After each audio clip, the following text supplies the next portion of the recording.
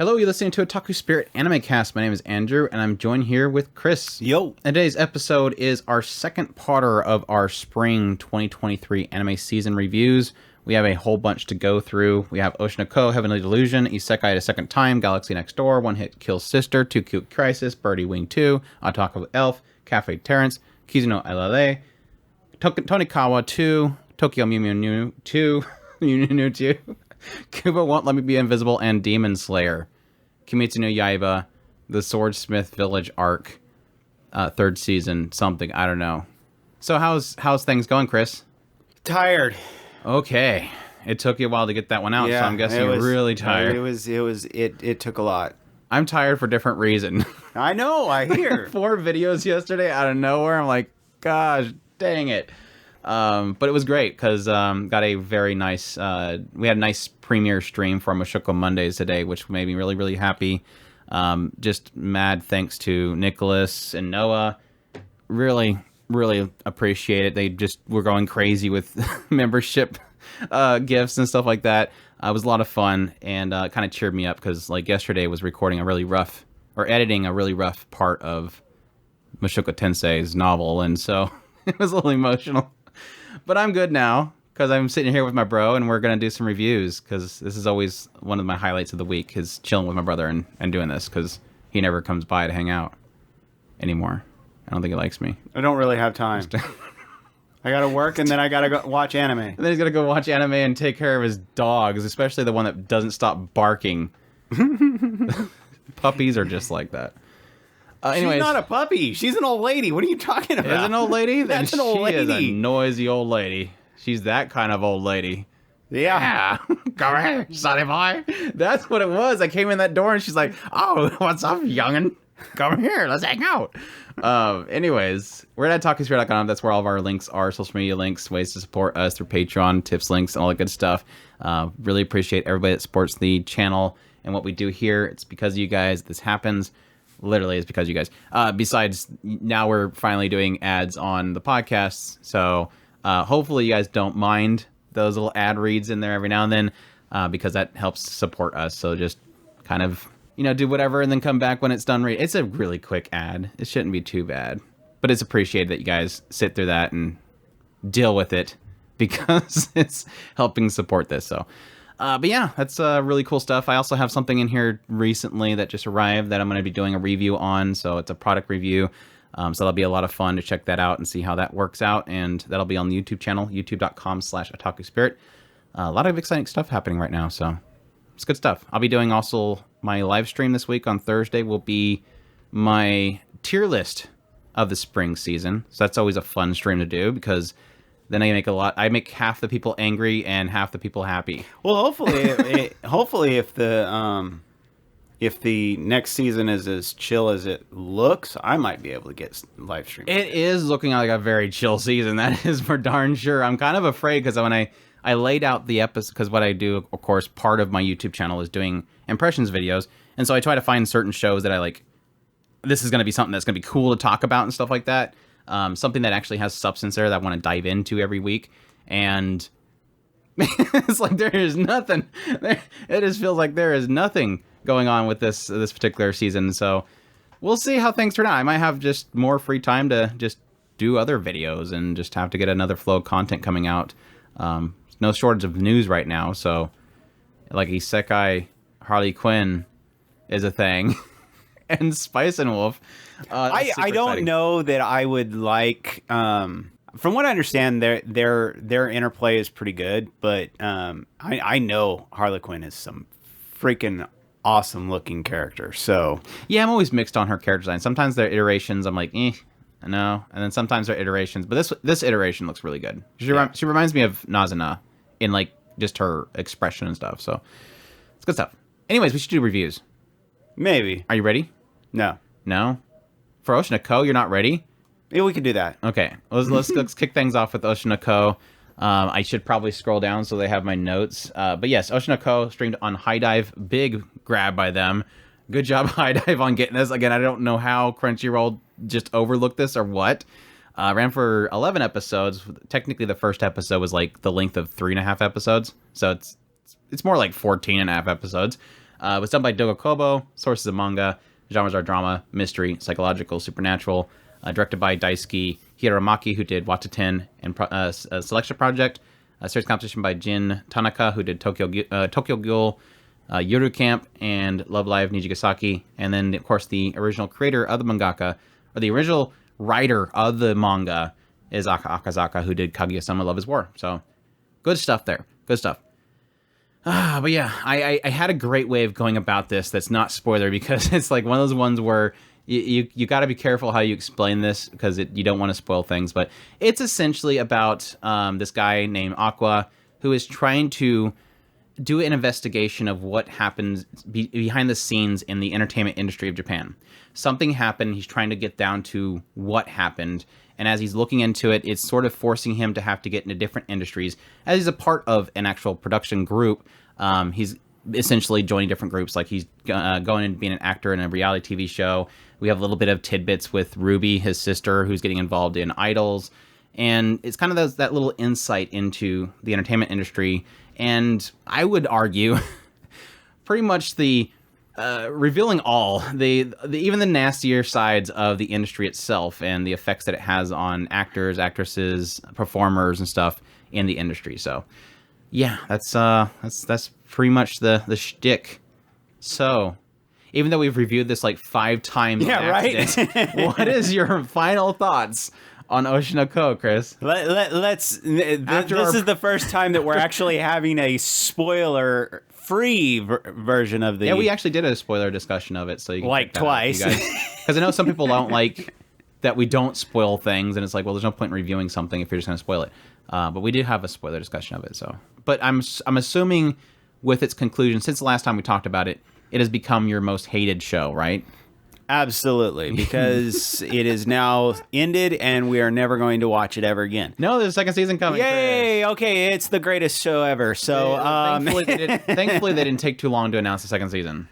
Yes, I absolutely... But I mean, it was, again, to what last time that we blabbed about this for a long time, what we were talking about, it literally jumped their manga circulation like crazy. I think they're now up to like 11 or 12 million now, whereas last time we talked it was like 9, which was double.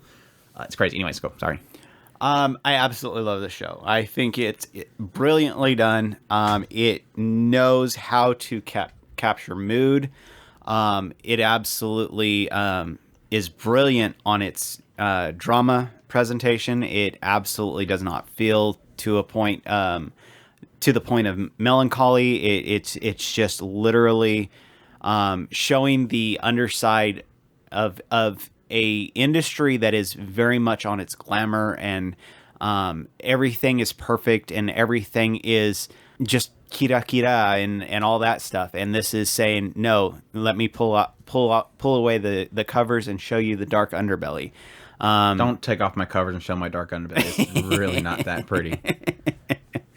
But yeah, I absolutely love it, and I think it's brilliantly presented. It is easily probably one of my tops of the year so far. Yeah, that's the thing. It's like it's kind of setting itself up right now to be like a favorite of all time at this point. It is kind of one of those series that is doing everything right. It's perfect in its presentation and everything, visually, artistry, minus like a couple of these really kind of overly detailed shots that I'm personally not a fan of. I know people like it, but I'm not a fan of it. But it's kind of that area of that is doing everything right, and it makes perfect sense what it's telling. What I keep harping on over and over every time I talk about this show is it's, again, showing the nastier sides of the industry, and it's everything that me personally, of what I've seen of the industry, yes, this stuff is a thing. I mean, most people know that things like cyberbullying and the effects that it has on people is a reality. That's not necessarily an entertainment industry specific thing, but how it's presented is from a vantage point of the industry itself and how these people are exploited and treated and chewed up and spit out. Yeah, pretty much to the point of the very beginning segments of the series itself, it is hitting heavy on this idea that the industry itself is a lie. Performers are a lie. Idols are a lie. All this stuff is a lie, and they sell that lie, and the fans, most of them, know it's a lie, and they accept that lie because it entertains them. And that's exactly what all the industries are. They're all a lie, presenting you with a lie, and you're accepting it as a lie, and you're loving it. But what's underneath that lie is the truth, which is how all this stuff affects the performer, and the feedback from the fans and not fans affects the performer, and what the producers and the directors and everybody do in order to better serve themselves, exploiting those actors and actresses and whatnot. So it's brutally real. And kind of what I warned in my final thoughts of this whole show is you got to be careful, because this is kind of one of those shows that does get heavy.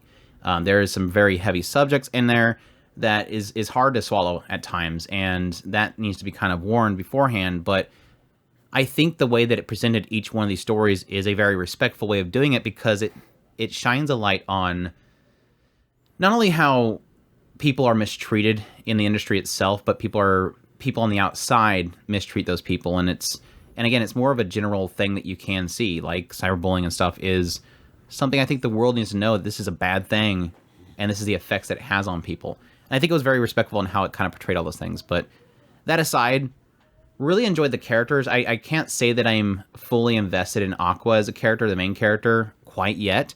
I think he has shown signs of what they can end up doing with his character that has me quite intrigued. But he is definitely built into a character that I like. I think for the first half of it, I was like, I hope I don't hate this character, because right now I don't really feel him. But every other characters are great. I mean, obviously, Ai is fantastic. It's Ria Takahashi, so you can't not love her.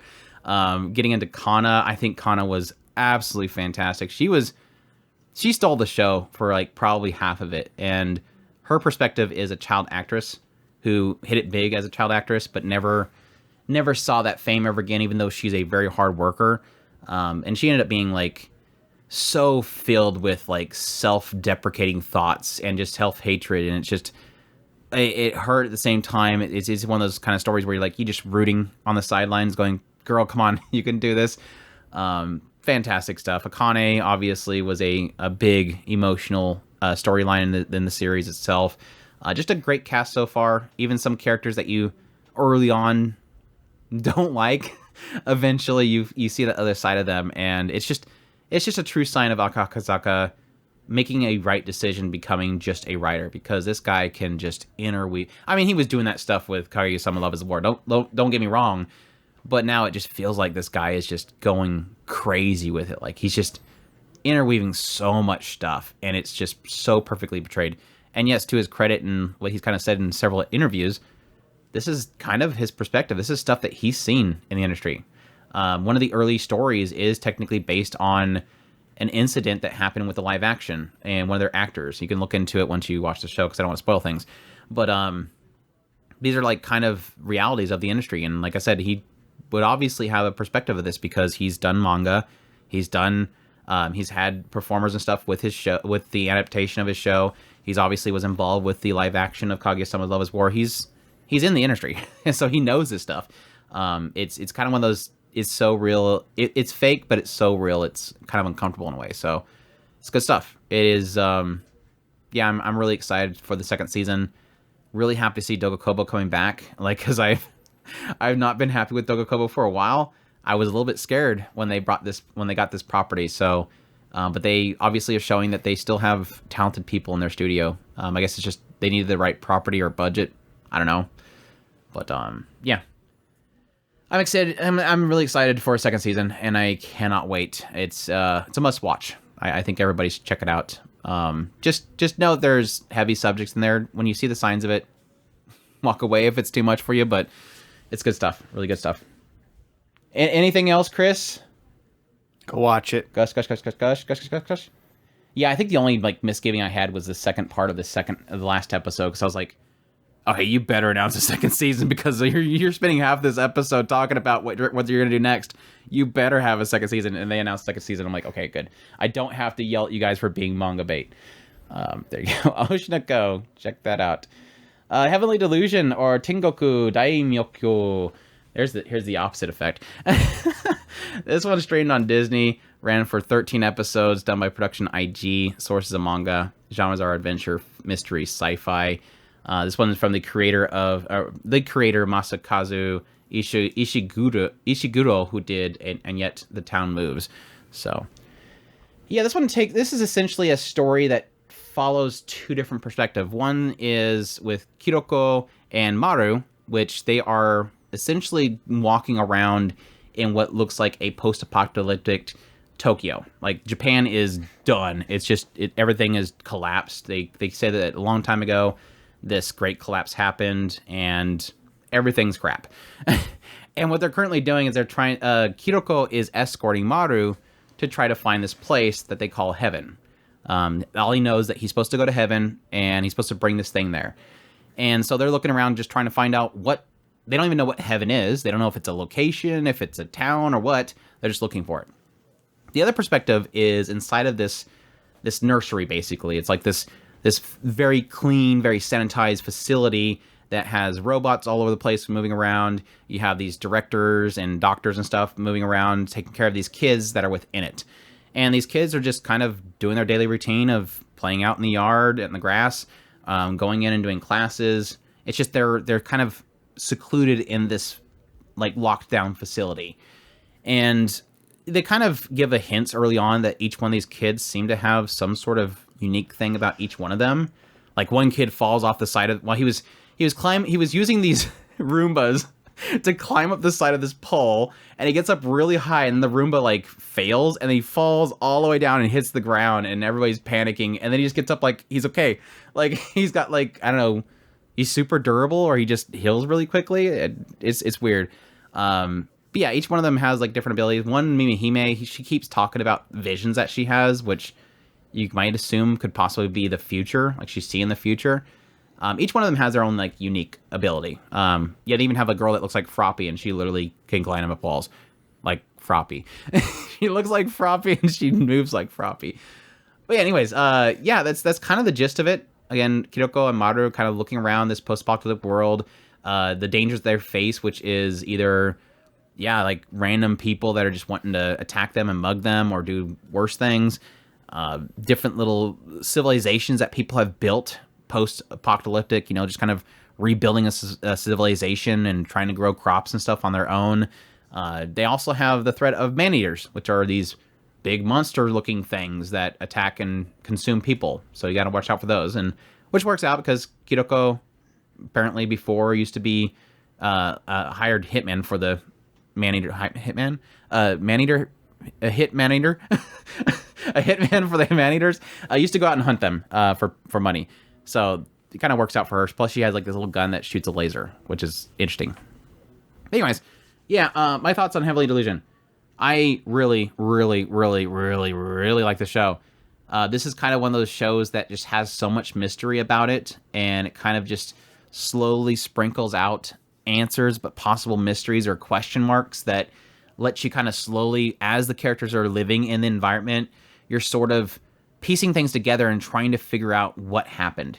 You're trying to figure out, well, what caused the collapse? What are the man-eaters? How is heaven the place that technically these kids are at? All those kind of question marks are slowly kind of lifting up. And it's kind of one of those shows that it feels rewarding as you're trying to figure it out. It feels fun as you're trying to figure it out. It's definitely one of those shows that I'm happy I watched it week by week. We had so much fun in the Discord and my YouTube videos just trying to figure out what's happening. It is in a sense similar to something like Summertime Render, where it's kind of one of those series that you just want to figure it out before the show tells you. And whenever you think you figured it out, and the show goes, yeah, this is what we're doing, you're like, yes, I figured it out, or I was way off, but that works. That makes more sense than what I was thinking. It is definitely that type of show, and I loved it. The characters are fantastic. I love the chemistry between Kiroko and Maru. They have kind of this brother-sister fun type of nature to themselves, just kind of existing in this really screwed up world, scrounging for food or just fighting back against thugs, trying to figure out where they're supposed to go. And the opposite end with the nursery itself, just kind of seeing a perspective of these characters in a very sanitized location, but at the same time, question marks about what is this facility itself doing. Having those moments of one character shows up to Tokyo, which is one of the girls at the facility, going, hey, I seen a baby before, and they don't have faces, and it's like, what? Okay, show me. And it's like this whole like, what is in this facility? It kind of sprinkles those little question marks of, okay, what is the director of this place doing? How is it tied in with everything? That is the stuff that's just so fascinating with it. I would talk more and more, but I don't want to accidentally spoil anything. It is a really intriguing story, and I had so much fun with it. It was also very beautifully portrayed. Production IG did a fantastic job of it. It was probably one of the, if not the best looking show of this season. I mean, a lot of people probably say Hell's Paradise. I thought it was this particular series. I think it looked fantastic. A lot of the fight scenes were great. There was probably one episode where I was like, okay, what are you guys doing with the art style here? Like they had somebody was having fun with the art style and it didn't really work. But other than that, like the rest of it looked really fantastic. So highly suggest it. Easily one of my favorites of the season. And yeah, I hopefully get a second season, but I think that I don't think they have enough yet, which really does suck because my only complaint that I have with this series is that unless you're planning on jumping into the manga, you might feel a little bit let down by the ending because it created a lot of question marks. It is kind of one of those endings where they brought up more questions than answered questions, and that usually frustrates me a little bit. But that's just my opinion. I know that a lot of people weren't bothered by it. I think it was a good ending. It's just it kind of bugged me in certain ways. So, but it doesn't take away from the fact that the journey itself was just great. And yeah, I want more.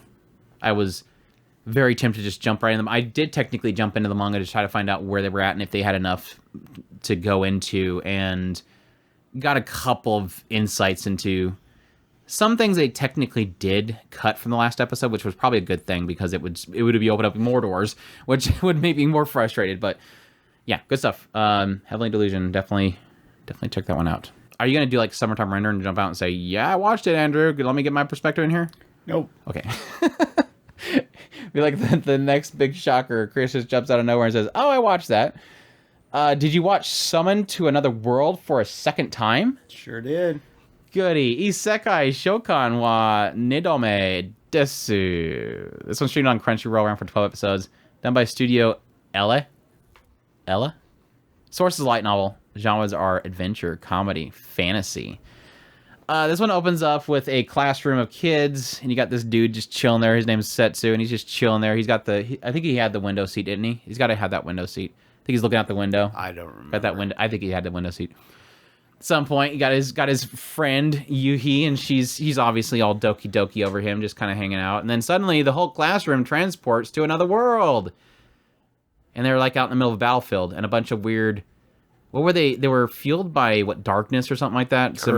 Curse-filled monsters ravaging everywhere. And as all the kids are panicking, Setsu's like, "Oh, I know this place. Yes, that's right. I know it shocks you guys right now because you can't tell by the title. This is Setsu's second time coming to this world. He knows this world, but it's weird because when he left the world, everything was good. Like, as you find out later, he kind of did some good things in the past to kind of save this world. But now there's cursed monsters, which is weird. But yes, they eventually go back to the kingdom. The king's like, they're going, "What's up, guys? You're heroes, and we summoned you here so you can save this world. Please, chosen ones, save the kingdom." And they're like, "Well, you're nuts. We're skull kids." "Oh, please, kids, we need your help." But then, yeah, like, on the side, Setsu kind of goes and sees all of his old friends in the kingdom itself, which is Eruka, which likes to be his chair for some reason. Tia, who's like some kind of mage girl, and then Grain, who is like this knight. And then eventually he goes, "All right, peace out, Yuhi, my childhood friend from my second return world. I'm gonna go fix things," and then he just leaves. And then it proceeds to have him kind of meet everybody that he met before and all of his waifus, and then who he knows is possibly causing it all, which was his friend from the last time he was in that world. So, yeah, your thoughts on the second season of Summon to Another World for a second time? It feels like a second season. That's my joke. Sorry. It's not wrong. It actually pulled it off. I'm not going to deny that when it comes down to it, this show actually pulled off the feeling like you were watching an after story of an isekai show. And that's really what this comes down to, is it just feels like a after story. The only problem with it is that it kind of cuts all the introductions because he's like, he already knows them. Yeah, Isn't that great? kind of. I don't know. It like I said, in one respect, it pulled it off, which is really an accomplishment for what this show actually is doing. But on the downside, it also has this kind of, you're always feeling like, why should I care about this situation? Yeah, there's no buildup. It doesn't have the buildup. He comes into a room and it's feeling like you should already know this. This is the after story.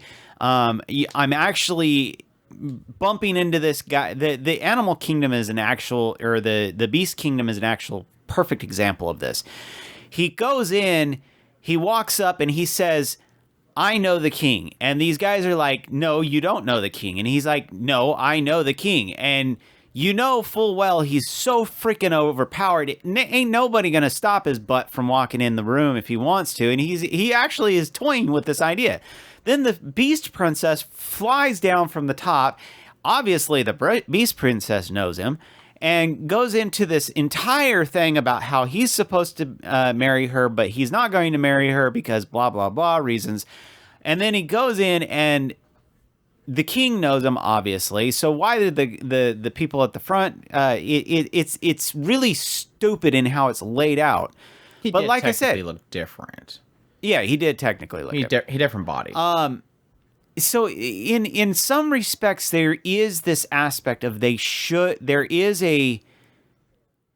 pulling off the princess beast girl knows him. Didn't she say about his scent or something like that? Probably. It's like, there's gotta be a way that she knows him because she's not there to know the conversation. She immediately knows it's him. Anyways. But yeah, like I said, in some respects, it pulls it off. In other respects, it just really gets freaking annoying. So where I come down on this is it's a decent show. I enjoyed it for what it was. Especially, I really did smirk when dude goes, I ain't got time for your yandere crap. And that was just absolutely fantastic. I did actually chuckle a bit off of that. But other than that, yeah, the final boss, if you want to call him that, they got way overdone on that last battle. I really did get kind of really annoyed by it. I was like, okay, just finish this crap already. But yeah, so that being a kind of bad taste in my mouth, did it kind of spoil the whole thing? It just, overall, it was not satisfying. Actually, so yeah, it was fine as a show, but I really didn't much care for it. I kind of do want my time back for watching the show. Wow. It was a decent show. I mean, I just had this one part that I wasn't too happy with, but yeah, I rated it. I want my time back. I want my 300 minutes back so I can use that on something else, like, I don't know, shoot and pull or something. Yeah, quite an ending.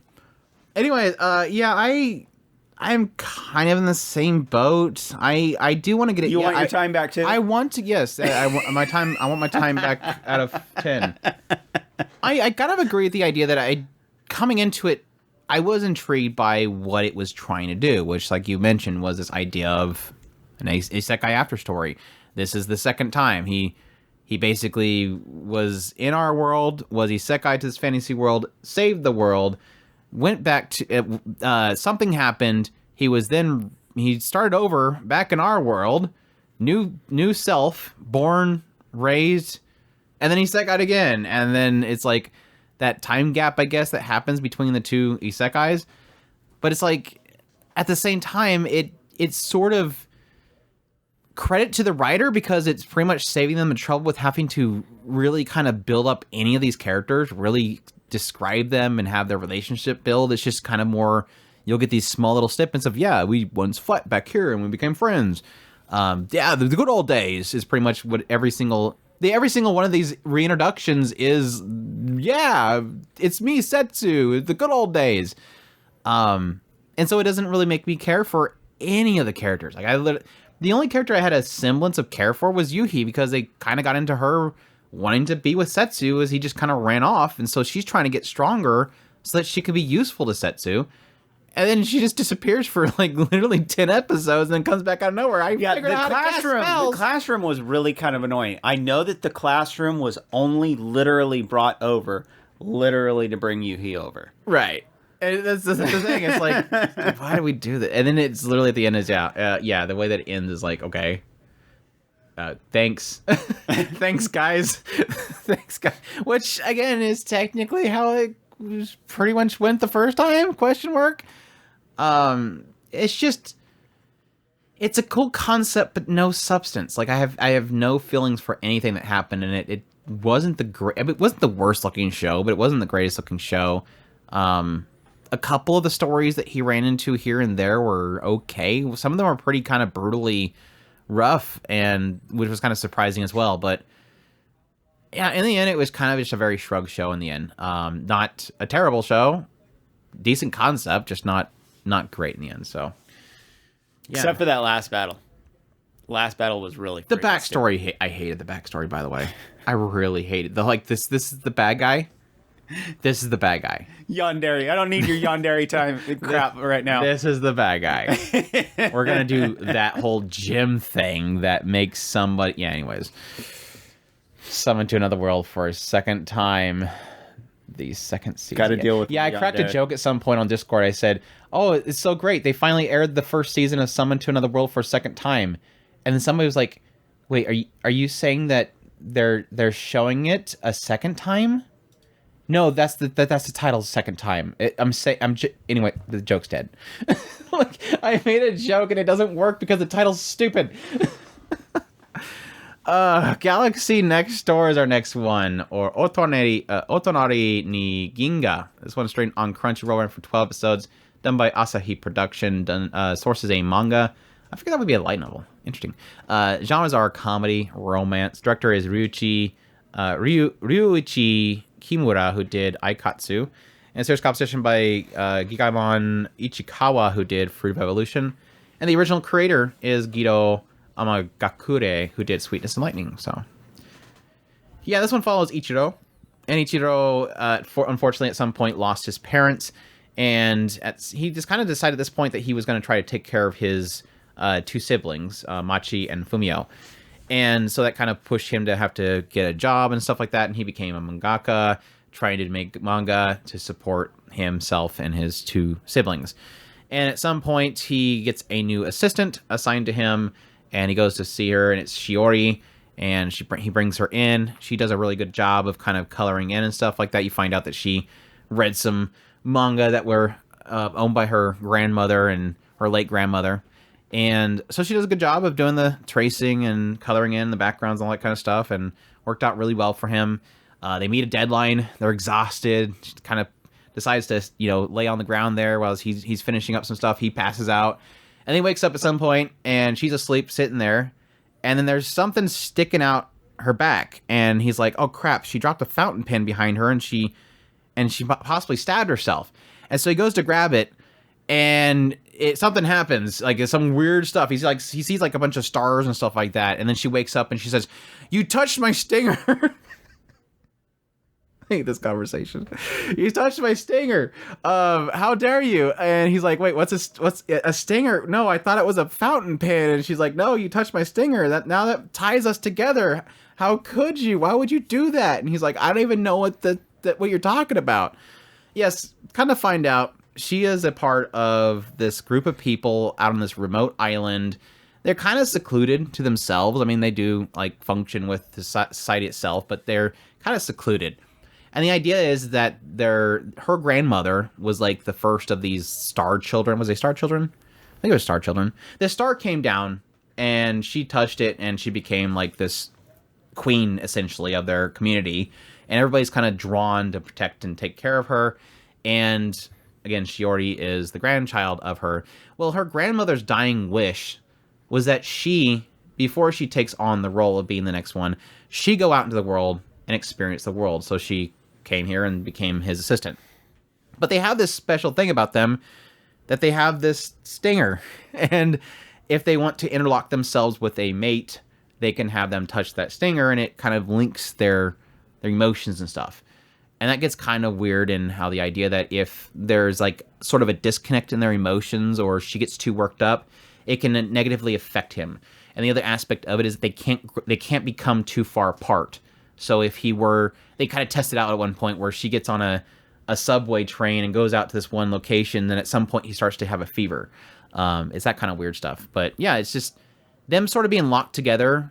And because it's part of their ceremony and the idea that when you link each other, you basically become married, they're sort of wanting to try that out. Like she decides at some point, I think I like you. Let's try this out. Let's try to see if we can actually form a relationship. And you sort of see that relationship build over time. And all the while, him meeting his obligations, her continuing her work, being assistant for mangakas, and, you know, different little issues they face. So yeah, ultimately leading up to early on, she kind of decides, you know, look, let's try this out while I send note to somebody I know to see if there's possibly a ceremony to unlink us in case we don't want to do this. So there's that side story as well. So your thoughts? You loved it because it's sweetness and lightning right? Yeah, I did actually really like it. It was very cute. This writer knows how to make cute little kids. Yeah. It's like absolutely these kids, you want to protect their smiles. Machi was so freaking sweet. I love Fumio's little voice. Always finishes the sentences. I like that. I really did enjoy just as the show went along, just the cuteness, the very lighthearted, gentle storytelling. It absolutely pulls it off, just like they did with Sweetness and Lightning in a lot of cases. Just less food. Just less food. It's like Sweetness and Lightning, but less food. And weird stingers. The stinger thing is... Stinger thing. Let's talk about the stinger thing, Let's talk about the stinger thing. Let's talk about the stinger thing. I do appreciate that the stinger is kind of this metaphor for betrothal and relationship and doing this kind of weird forcing the downsides. It's kind of like... placing more weight on their arguments and frustrations and forces them to have to talk things out in a lot of cases. I actually really like what they did with the whole stinger thing. Yeah. Jokes aside. There was one point that like encompasses it, and it's this later part where she gets frustrated with what he did. And she gets angry, and he gets like anemic or whatever. He gets like dizzy and stuff, and she goes, I hate that we can't have a disagreement. I don't like this. And I'm like, they're acknowledging it, that there's kind of this unsettling side of this if you really think about it. Like, of all, like I said that with the first person, I'm like, this is kind of weird and unsettling if you think about it. The earlier segment was this idea that he left to go to the bathroom or something like that, and she was sitting there in this diner, and these two guys came up, and they were trying to hit on her, obviously. Right. And so he came to her and said, we got to go, and he goes to pull her away, and she didn't understand what the guys were doing because she's just from a remote place. She doesn't know what these guys are doing. He pulls her away, and he immediately gets sick because he's pulling her away from a situation that she wants to be involved with. And I'm like, this is kind of unsettling. What is with this? This is not your typical romance. What? Like I said, not that they get crazy over the top with it, but it was a cool little mechanic in the end. Yeah, and it went from being like, this is a typical hot waifu show. Here's your waifu of the season. Watch this show to see how perfect Shiori is. She's a perfect waifu. Everybody would want her. And it took it and sort of spin it into, no, it's more slice of life with this really weird gimmick that was actually cool. Like, not a gimmick in a bad way. It's just a really cool little kind of, and like a mechanic. And that's what I was getting ready to say is I do appreciate that the stinger is there, and what it I wish kind it wasn't of right there, but how'd she sit down? Does that mean she betroths every seat she sits Andrew, in? why do you got to make this weird? Funny. It's a metaphor for other things, Andrew. Come on now, let's get real down in the dirty here. No, I do appreciate it for what it is. I think it's it adds weight to these situations. On the flip side, I do think that it wasn't used to its full potential, and maybe that's something that happens in later chapters or whatever have you in the manga, that they may dig into this a little bit deeper, especially with the at one point we were talking about me and Andrew were talking about the parents and how maybe how it is that they've dealt with the stinger, and why they seem as cold to each other as they are. And I wonder about that. Is this something that how they learn to deal with it in a different way than obviously Shiori and Ichiro, how they deal with it. It's all in all, I really did like this show. I don't think it's the greatest show of all time, but it is a very solid, cutesy romance show that I did really enjoy. Yeah, I think my only real issue that I had with the series overall is I felt like, especially with the early dialogue, especially with after he touched the stinger, it was like, what is this conversation? Like, it just felt like the writing was weird. And I don't know if maybe it was just a bad translation of the conversation between the two of them, but it just felt like what are we talking about here? Because the two of them were completely talking over each other at the same time, not really acknowledging how absurd it sounded. My perspective from Ichiro would immediately be like, what the hell are you talking? Wait, just stop. What the hell are you even talking about? Like, let's establish what the stinger is before we talk about why did I touch it. Earlier dialogue was kind of missing for me, and there was a side of me that was almost a little bit frustrated with how fast their relationship itself was progressing. But there's a side of me that almost believes that it's sort of explained later. There is an element later on that sort of explains it, while at the same time almost, again, sort of adding a little bit more weight to what initially triggered their relationship. I like having thought process of what if with the relationship itself and how much influence, say, the stinger has. It was, like I said, it was a cool mechanic to add to what would normally be just, well, she's the right girl at the right time, and she's gorgeous. What's not to like? And I think Ichiro himself as a main character was a really solid character. He's not an over-perved character. He's just a guy trying to take care of his family. And I think that while not super heavy, I do really like the elements of family that they sort of represented in this story, with Ichiro taking care of his sister and brother. At the same time, how much goes through the mind of a character like Machi, the sister, really trying not to be a burden, because she obviously knows that, not that she's a burden, but that she is a weight upon his shoulders. She's trying to keep that weight off. There was a lot of really heartwarming moments between them as siblings, and then adding in Shiori, who is this kind of the perspective of somebody that really does seem like she's trying hard to at least make some sort of place for herself, but at the same time acknowledging that she does have these other responsibilities pulling her out to the side as well, and yes, her interest in Ichiro himself. It was a solid little watch. I was very surprised by how much I enjoyed this show, despite, like I said, the initial impressions being, here we go, she's gonna be a perfect waifu. Yes, she's gorgeous. What else? And I think it pulled it off decently well. There was times where I was a little bit frustrated with how oblivious Shiori was, but at the same time, again, it's sort of explained the idea that she's very sheltered. She was very sheltered. That poor girl, I felt bad how much they sheltered her. But yeah, that's A Galaxy Next Door. How to make a princess flee from her kingdom by giving her shoujo manga. Corrupted her. Shoujo manga corrupted this princess. Yeah, just don't touch the stingers. Unless she's really cute. My one-hit kill sister. Or isekai one-turn kill Nissan. Ane Dohan no isekai saikatsu hajimemashita. This one streamed on Crunchyroll. Ran for, was it 12 or 13? It was 12. Might have been 13. Something like that. Gecko is a studio based on a web novel. The genres are comedy, fantasy, romance. Director is Seiji Kishi, who did Tsukigakure, Angel beats Yukiyuna as a hero in Radiant. Series competition by Yuko Kakihara, who did Cells at Work, Aquatope, and Chihayafuru. This one follows a guy named Asahi. And Asahi, at some point, is isekai into a fantasy world. He's like, yay, I'm in a fantasy world. Can't wait to be overpowered. Main character must have like a special skill, don't I? Eventually joins the Adventure Guild, gets some equipment, goes out on his first adventure, and immediately runs into a Drake. And as he's nearly being killed because his only ability is to throw a rock, and he sucks at it.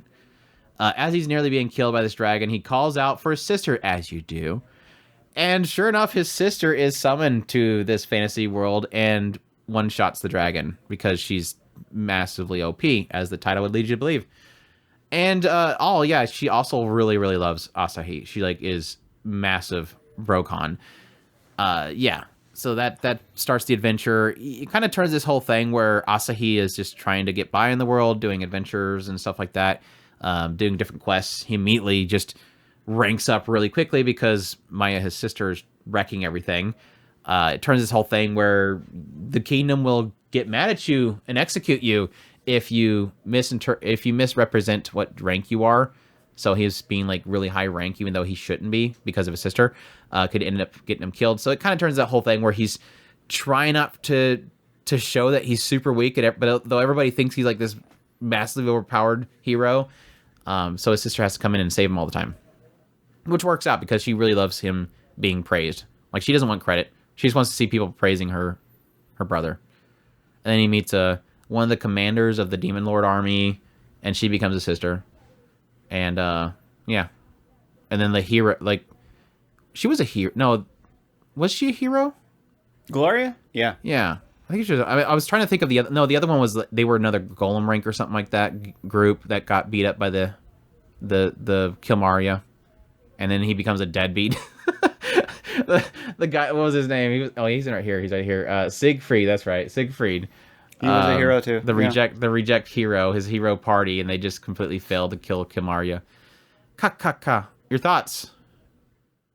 Besides the ED being way too freaking good. The ED was freaking awesome. I don't think I've listened to the full version yet. Yeah, the full version is awesome too. Especially on YouTube, and you get Catgirl. So yeah. I want to say I love this show. The issue is not enough to get in. I love you. I love Onesa. No, I love Kilmaria. That's who I really love. She's so freaking awesome. Gloria was awesome too. I love Gloria. Yeah, she was a lot of fun. This is a show. This is one of those that you can sit here and name off character after character after character, but you will never mention the main character.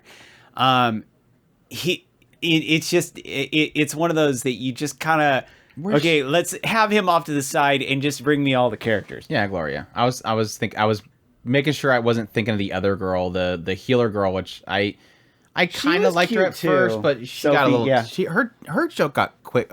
So. Well, I don't think that they used her to her full potential. She is you have to be very careful with that character because she's so overwhelming. But yeah, I really did love her too. The only character I didn't like was Asahi. He just was blah. He wasn't annoying though, and he could have easily been an annoying character. He could have been a lot worse. I admit it. But yeah, I did, because my whole point that I made earlier on was that I was hoping that he wouldn't be my mom and her 2-hit combo attacks where he hates his sister. No, he's pretty chill with his sister, and his sister just is obsessed with him. Yeah, and Kuan was cool too. Yeah, I love Kuan. She was another character that I kind of wish they got to dig into, but she was, unfortunately, it was a kind of a, because of the fact that Gloria wasn't in there more, she wasn't in there. She was a tie-in with Gloria. Yeah. But yeah, I as it stands, I really did like the show. I generally just had fun watching the show. Each one of the characters were really fun. I still stand it to this day. It's just a big sister harem, and every one of the characters are big sisters in some way, shape, or form. They just haven't admitted it yet. Yeah, I feel like 2 of them were. I didn't really get the vibes on the other ones. Besides Tanya technically being a big sister of somebody else, obviously. But no, I like the concept of this show, but at the same time, it's one of those types of shows where I always get a laugh with every single character introduction, and then after that, it just like, okay, let's just do the joke again. I just don't think the show overall did too much to really kind of evolve the formula of each one of these characters. We meet Maya, and we find out how desperately she loves her brother. He was in a coma. He didn't die in the previous world. He just got hit, went into a coma, and then she's on his bedside and hears him talking, or hears him muttering about this magical world, and she knows that he's isekai'd. So she starts to beat her head against the wall in the hospital room, trying to put herself in a coma so she can be with her brother. That's how much she loves her brother. And it ends up working out for her. And then it's like, okay, after that point is just, yeah, she's super doty, and she will show up to save him anytime. And then it cuts to Kilmaria, and it turns this whole idea of him pretty much essentially bagging her as another big sister, and then it turns into her being a big sister, but not a big sister. And then it, brings in Sophie, and Sophie is the healer, and she recognizes him as literally the hero, the destined hero itself. And so she's obsessed with him, and he constantly has to hide the fact that he's not super powerful. Kilmaria and Kilmaria doesn't really, but Maya for sure knows that Asahi's not overpowered or anything like that. And then Gloria shows up, and she's the hero, and she wants to show that he's not as powerful as he is. He's a fraud. And that becomes a joke, and then he kind of wins her over, and then she's just okie dokie with him. I just don't really feel like the characters themselves, it didn't do enough with the comedy to really keep it going. It just got stale very, very quickly. They did some funny things, like I love the episode where he turned into a stone. That was a pretty funny episode.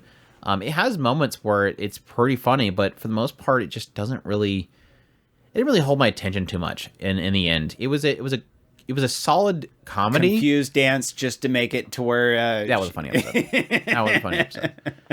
It had moments. Overall, it's just kind of one of those shows that just very, very middle of the road comedy, because for the most part, it wasn't that funny. It just had these little moments here and there that hit. So, hats off to the studio, though. I think it was like one of their first productions, and they did a really good job of it. I was very impressed. No CGI dragons. Always like to give credit to studios when they don't CGI the dragons. And like I said, the ED was incredible. If you don't watch anything of the show, watch the ED. It's super good. It's just a super good ED. Yeah, that's Kilmaria's is best girl. Kakaka. Even though I love Tangirl, Tanya. I always love my Adventure Guild attendants. Yeah, there you go. That's my one hit kill sister. Too Cute Crisis is our next one, or Kawaii Sugi Crisis. This one's streamed on High Dive for 12 episodes. Synergy SP is a studio. Manga is the source. Comedy genre. Genres are comedy, sci-fi. Not comedies are genre and sci-fi.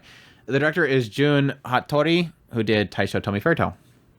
So yeah, this one, I don't even remember. I think it's Lisa. She's part of this alien force that goes around and destroys planets, but before they destroy it, they have to like assess the planet itself. And so Lisa goes down there and checks it out, and they point her to go to this cafe. Was it like Nyan Cafe or something like that? I forget what the name of it was called. It's a cat cafe. It's a cat cafe. For those who don't know what a cat cafe, it's a cafe that has cats in it. I know, shocker, right? So yeah, she goes into this cat cafe, and she's brought to the back, and she sees all these extremely weird but yet adorable creatures of this planet. And then it proceeds to pretty much have Lisa checking out every single cute creature that our world offers, and all the while trying to figure out how she can... She's afraid because of how cute they are, that if anybody else in the spaceship, any of her comrades ever sees one of these creatures, they might die. Like, they're so cute. These creatures of our world are so cute. Compared to what they've seen on other planets, which are just ugly, these are cute. And so that's the joke, is everything's super cute, and then proceeds to show you every single animal in the world. Your thoughts? Was it cute? It was cute. There you go. As long as it's cute. This is probably Is it Sugi? Huh? Is it Kwaisugi? Too cute. Kwaisugi. I Get it. That's what they always said. They always say Kwaisugi. I think they always said that. Kwaisugi.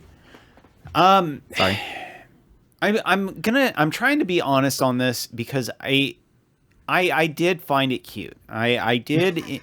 We've established that. It's one of those frustrating things of this one was really hard to watch.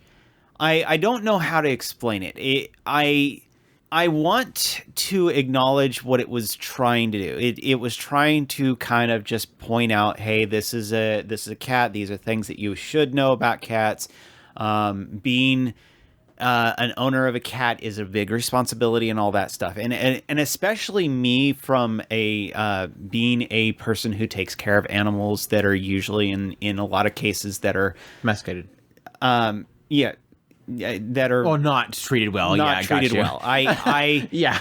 I acknowledge what this show is trying to do is make people more aware of things that you should know about animals, and it's not just all cutesy.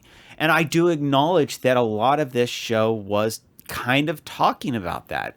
It was very, very heavy in the, oh yeah, kawaii, everything about a cat is perfect and they're the greatest thing in the world. Oh yeah, by the way, dogs are cute too. And oh yeah, by the way, hamsters are cute too. It did acknowledge there is responsibilities involved in taking care of these animals. And so I want to acknowledge that. But at the same time, a lot of times this show came off as my animal is the cutest in the world. And that is, it almost played up on that. And one of the things about that is... Besides the fat one. Dude, take care of your cat. That's not good. Seiji? In a lot of cases, fat. It played into the... I was waiting for it to get on a skateboard and start rolling across the ground. It played into the idea of the owners, and it tried to play that up. And that's how it came off, is the almost They had a Instagram cat versus dog episode. It had an Instagram feel.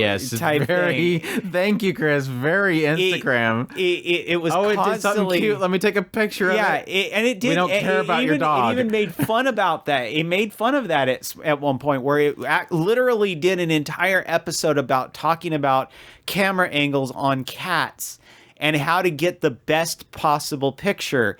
And that encapsulated this show. It's the Instagram pet owner of my animal is the most adorable in the world. And I can admit to that. I get to talking about my wiener dog, and I know that I talk people's ear off when I talk about my wiener dog. I love my wiener dog. She is adorable. But at the same time, I do acknowledge that is kind of a thing about pet owners. They are nuts about their pet. And that's, I think, in a lot of cases how this show came off to me. Is it became overbearing, and you're kind of like, it's literally shut up. It's the cat lady, the anime. Yeah, it really is. Lisa is literally cat lady, the anime. And that's how I want. I like the Instagram pet owners. I like that, the anime. But yeah, that's my kind of weird review of this show. I do think it's cute. I do like it. I do acknowledge what it's trying to do, but at the same time, it comes off as very, very much my animal is the cutest ever. And I guess that technically is an apt way for me to kind of jump off of, because that's really kind of my feeling. Is it does sort of feel like I like animals, but I don't necessarily care to listen to somebody talk about their animal. And that's sort of technically what it's doing. It's saying, look at this cute animal, and this is how you take care of it. And it's like, okay, were you a pet owner Wikipedia or something like that? I need something else. There's only so many times I can see Lisa freaking out about how cute her cat is. And I do think what it's doing it perfectly. Like, this is literally one of those shows that you know what you're getting into the moment you walk into it. Lisa walks into a cat cafe and likes how cute a cat is. And then he goes out the door and then sees a dog, and the dog is super cute. And it's like you really quickly get a sense of this is what this show's doing. And if you don't like it, walk away. If you do like it, you're probably going to love the rest of it. It wasn't entertaining enough for me personally, so in the end, it didn't work out for me. I did have a laugh here and there. I loved how they were trying to figure out what Lisa was with. That all they have to go by is audio that she's feeding to them, and all they're hearing is meow, meow, because the cat won't shut up. The cat wants something from her while she's trying to talk to them, and the cat won't shut up, which is what cats do. That's why I don't have a cat. The cat won't shut up. And even though dogs don't do either, and they're trying to basically create what they think it is based on just the sound alone, and it makes some weird blob thing with a head stretching up and its mouth gaping open upwards, and it's this hideous thing. And they're all freaking out that she's down there with this thing because this is obvious what it is. There was a few times where it gave me a chuckle for sure. I just think in probably about the halfway point and onward, it's just at some point I'm like, I almost feel like I'm watching the same episode again.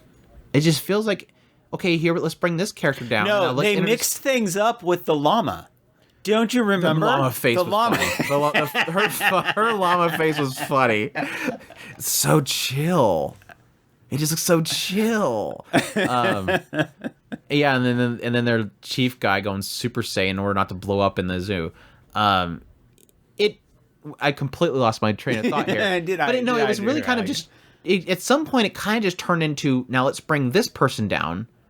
And this person does this for the spaceship, so obviously they're going to view things differently. Like, one was trying to figure out what animals are saying, so they obviously bring her down, she's trying to figure out what animals are saying.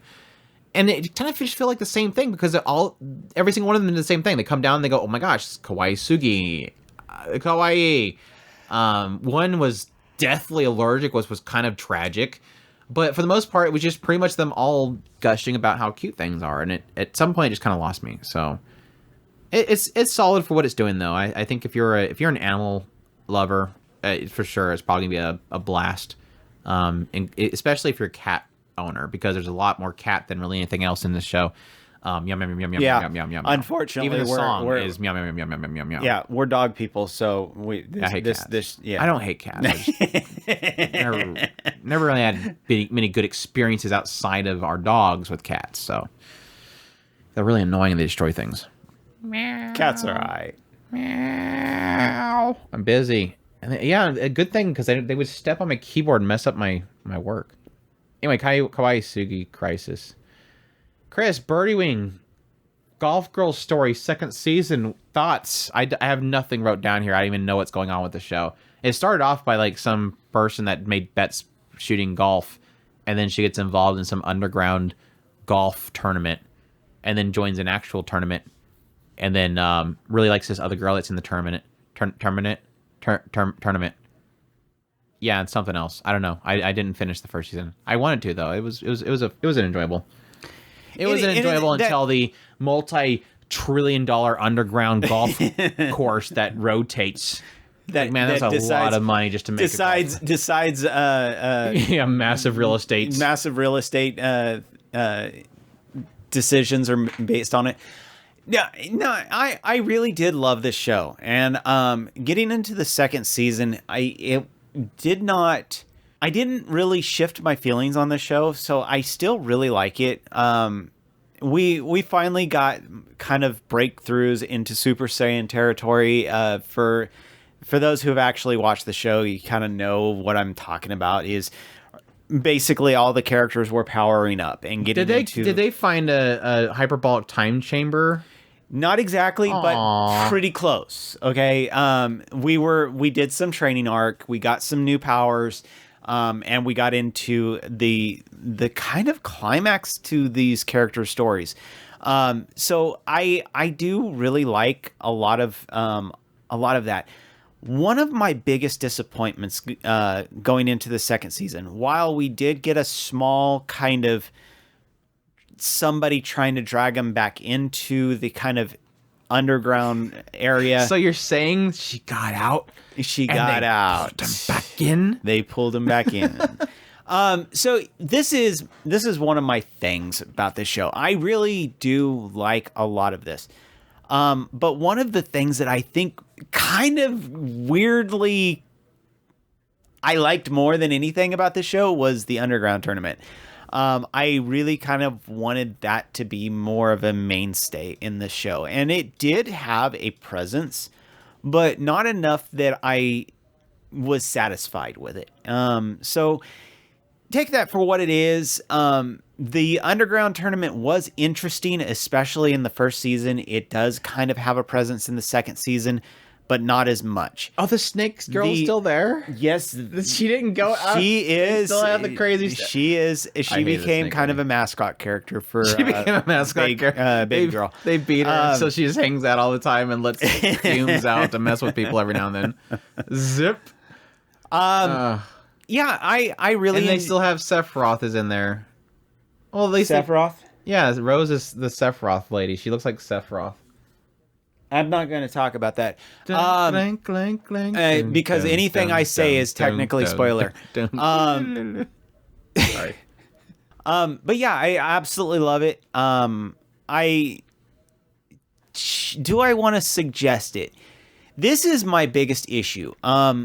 It's kind of... It does have that kind of offset kind of special power aspect to a lot of the characters. So take that for what it is. If you are okay with the little bit of extra, not supernatural, but over the top nature of a lot of the things that they're doing. Golf.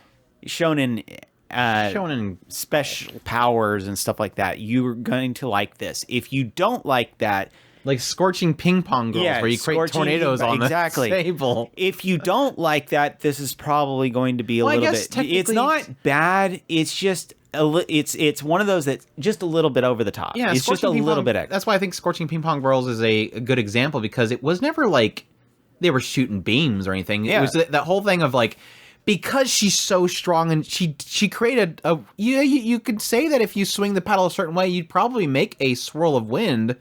Just not a tornado.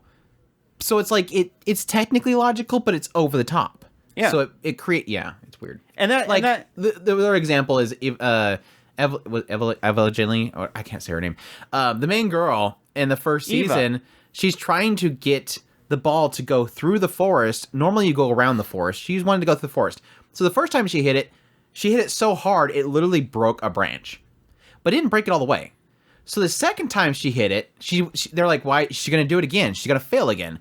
This time she made it because she was able to bust it through the rest of that tree. And I'm like, but technically it would still go off course. It's still going to knock it off course, but because she was so strong. Well, there's another character who has this power called In the Zone. Theoretically, I understand exactly what they're doing with the In the Zone. She is going into a trance-like state. So much so that she is literally, in theory, she's going into what is it when you get so hyper focused? No, you get hyper focused on something that you're doing that you tunnel vision. You almost tunnel vision but there's a term for it. I think it's In the Zone, but that's fine. Did they say it in English? In the zone. In the zone, yeah. She is going. It's in the zone, though. But yeah, it's theoretically it's logical, illogical. Yeah, it's one of those things where you can see what they're doing, you know what they're talking about, but it's just a little over the top. Yeah, it's fictional science fiction. Who knows? Fiction, nonfiction. I don't know. Anyways, yeah, there you go. That's Birdie Wing Golf Girls Story Season 2. Part 1 did they announce another season? I don't remember. It didn't say like the end, like other season come or to be continued. Anyways, next one is Otaku Elf or Edo My Elf. This one is streamed on High Dive, ran for 12 episodes, done by Studio C2Cs. Source is a manga. Genres are comedy, slice of life, supernatural. Director is Takafumi Anzai, who did Hitori Bochi, and space composition by Shugo Hasukawa, who did Food Wars and Mitsubishi Colors.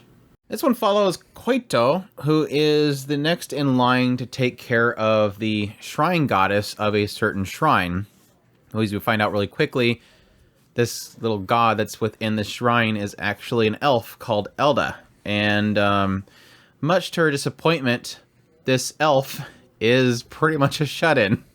All she wants to do is hide up inside of her room, enjoy her games and collectibles and putting together Gunpla and opening prize boxes and buying a bunch of stuff on Amazon that she can't afford.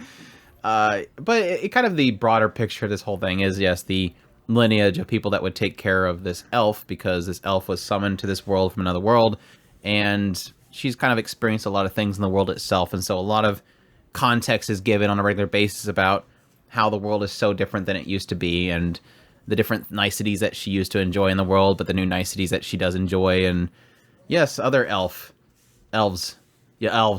plural, that are actually in this world too, that are in their own shrines. And yes, the community that kind of surrounds Elda and the many people that enjoy coming there and offering her offerings and the different ceremonies that Koito has to, learn and take care of as the new sort of guardian of Elda. And yeah, your thoughts on Edamai Elf? Besides wiggling ears and a really catchy OP that gets stuck in your head like an earworm. Yes. Ears. Bouncing ears. Or the sweat dots over and over again. Every time the sister talks, she always has sweat dots. It's a very weird choice. Do you notice that? Every time the little sister talks, it always has the like she's got like a radio signal coming off her head. Maybe. I notice things like that. I'm sorry. It's kind of easy to notice. My brain is in a stuck. I'm sorry. You didn't notice the Wi-Fi signal coming off her head that tells her signal's going up and down? It's so weird. It's cute. Tell us about the thing, and then I'll get into the thing. What thing? Your sweat dots. You really want to talk about your sweat dots? It's weird. I'm kind of two minds. I really, really like the show. It has an excellent pacing, has some fantastic comedy beats. Really love how they bring in the history and kind of incorporate it into kind of whatever they're talking about, and how it fits into the past, and how the past has influenced the future and all that stuff. And I really like how they kind of pull that all together and kind of package it up really nicely in this kind of having this elf that has lived through all these things. One of the things that I really absolutely find phenomenal out of this show is some of these very touching moments that this show pulls off here and there. And I applaud it for these moments. But it's also its kind of worst thing that I hate about this show as well. Ouch. Every once in a while, this show does these really fantastic moments. And then they turn around and they try to do some kind of comedy bit right afterwards to kind of cut off the mood, to shift it. And it absolutely destroys the moment. And it absolutely hurts. The biggest one was the last one that they did. I'm trying to remember what it was that they had this really fantastic touching moment. And then they turned around and they did this kind of comedy moment right afterwards. Oh, it was the tape. Did you watch that last episode? The VHS tape? The VHS tape, or the beta tape. Yeah. That she had to go to a special place to watch it. And afterwards she had that this really touching moment between her and Elda. And then they did this comedy tidbit right afterwards, and it absolutely destroyed it for me. It wasn't a bad thing, but I make it out like it's like a bad joke. Like it wasn't a offensive joke. It was really kind of to cut the tension of the moment. Softens the blow. But it really did.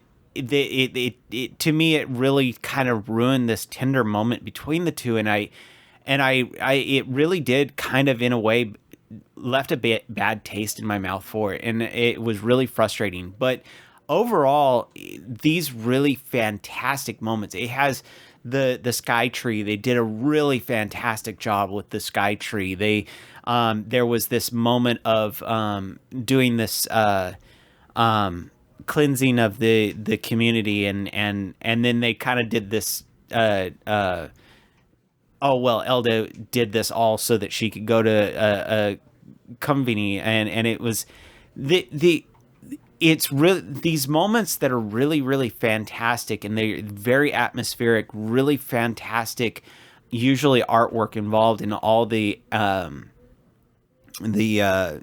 directing and the these cut points and really fantastic artwork for those moments, and really captures the mood of the moment, and it's really fantastic, and I give it all the props for those moments. Absolutely.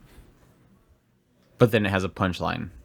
And then there's a joke, and there's a joke, and it doesn't do that well. I'm trying to remember like why if I was offended by it. I don't think I was ever offended by any of the jokes. The beta was probably the one that cuts the that one was the worst, easily the worst. But then I think back on a lot of them, and every one of them had some like a self-serving punchline at the end. Yeah. I mean, that to me I give all the credit in the world for those moments, those tender, touching moments. They were really fantastic. And then when I think back on it, every one of them had the stupid joke after those really tender moments. And I don't think that they transitioned well to those. And I think that's probably, if I was to give this a critique, it would be that. Other than that, the jokes are good. The tender moments were fantastic. I mean, literally, that is the one thing that I will praise the show high and low for. That is the one thing that lingering moments where I walk away and I'm going, man, that was a fantastic moment. And then I think back and there was a transition into a stupid joke that didn't need to be there. Yeah, I think the convenience store one is really early enough that it could be talked about, and I think I wasn't really bothered by it because it's like this, it was a very community moment because it's like everybody's sort of set things up for Elda and Koito. Everybody's rooting on Koito because this is like the first time that she's doing something that her mother did. But I think what made it not be offensive or bothersome in the end is that realization that it is her realizing that even though it is self-serving to Elda, her mother did it too. It was the whole sitting down with the cup noodles at the very end of it. It's like, oh, well, my mother used to do this too. Like, I'm sitting where my mother used to sit when she used to sit with Elda doing this. And so even though it is a punchline to the self-serving nature of the selfishness of Elda, that she wants this, it in the end is still this moment of, but so did she do that with my mom too. And so it still has like this heartwarming nature while you kind of smile at the, yes, again, very selfishness of this elf that doesn't even want to leave her house. No, I did, like I said, I don't really know of any of those moments where it bothered me. I think for the most part, it was always like cap in with kind of it softens the blow. It kind of just makes you realize that, life moves on, and here's something to sort of smile about. The characters kind of just shrug it off and move forward. And so it never really, I guess, bothered me unless I'm just completely misremembering. Well, it didn't dawn on me until the beta. The beta episode, the beta, it's a beta tape, and I don't really want to get too much into it because it takes away from the moment when you do go and watch it. That's why I'm being vague about it. But that is the one that kind of did, and since it was the last of the moments, it's probably affecting me more. But no, when I think back on all those touching moments, there was always that little moment of the joke. And no, it didn't really bother me as much as the beta tape. That one did bother me. I don't think that transitioned well at all. And that was easily the most lingering. I mean, I was literally almost in tears after that scene. And most of those scenes were tear-jerky moments. They were really, every one of them were fantastic. And enough that I can think back on each one of those scenes and go, man, that was fantastic. The boat scene was fantastic. And that's where I throw out that when I say that there is lingering, touching moments, I am not joking. That every episode to every episode and a half, there was a moment where I can go, yes, that was that moment. It was these are some fantastic moments.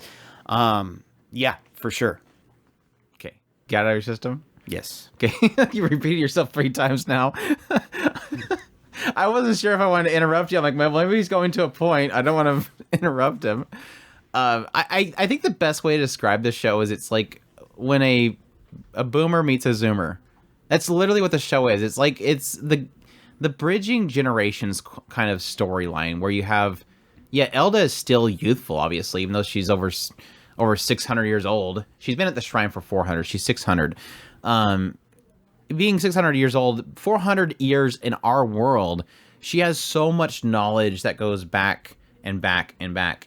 And yeah, even if you're going more closer time, again, connecting to Koito and her mother with her mother's relationship with Elda, it's kind of that whole aspect of it's having like a grandma that still is interested in what you like.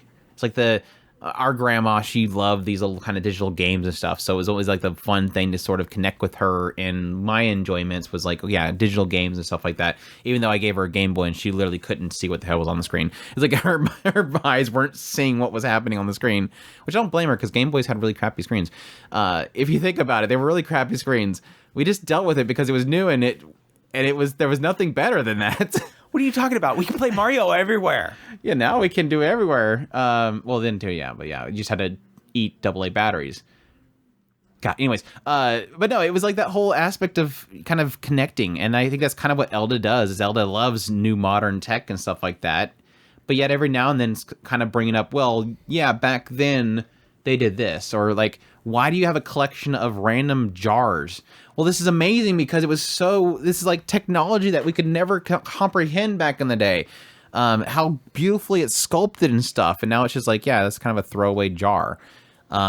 It's just kind of bridging that. And that's really kind of how I feel it. Elda's like that old person that just kind of just can't comprehend how cool things are now and how we have these niceties that we just throw away that are so, deal changing or game breaking compared to the days of old. That's kind of where I start to sort of lose. Like Chris is having the issue with the breaking of the moods. My only issue that I really have with the show is that when Elda gets into kind of getting into the history stuff, which, I give it credit for what it's doing. It's kind of connecting every story to something old. I just kind of get lost. Like, it's just kind of, okay, show the old artwork and of stills sliding across the screen while she explains a bunch of stuff about old technologies and stuff and how they used to do things. And it's like, okay, old person. Like, I feel like a youngster going, okay, old lady, let's get you back to your room.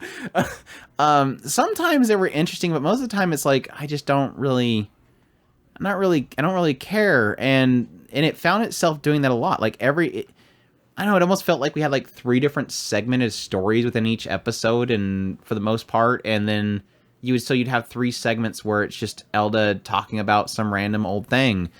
And it was fine when it was stories that I was kind of interested in. A little bit bothersome when it was stories that I didn't really understand because I don't know a lot of I'm not like a Japanese history expert. And there was other times where it's just I wasn't interested in the story.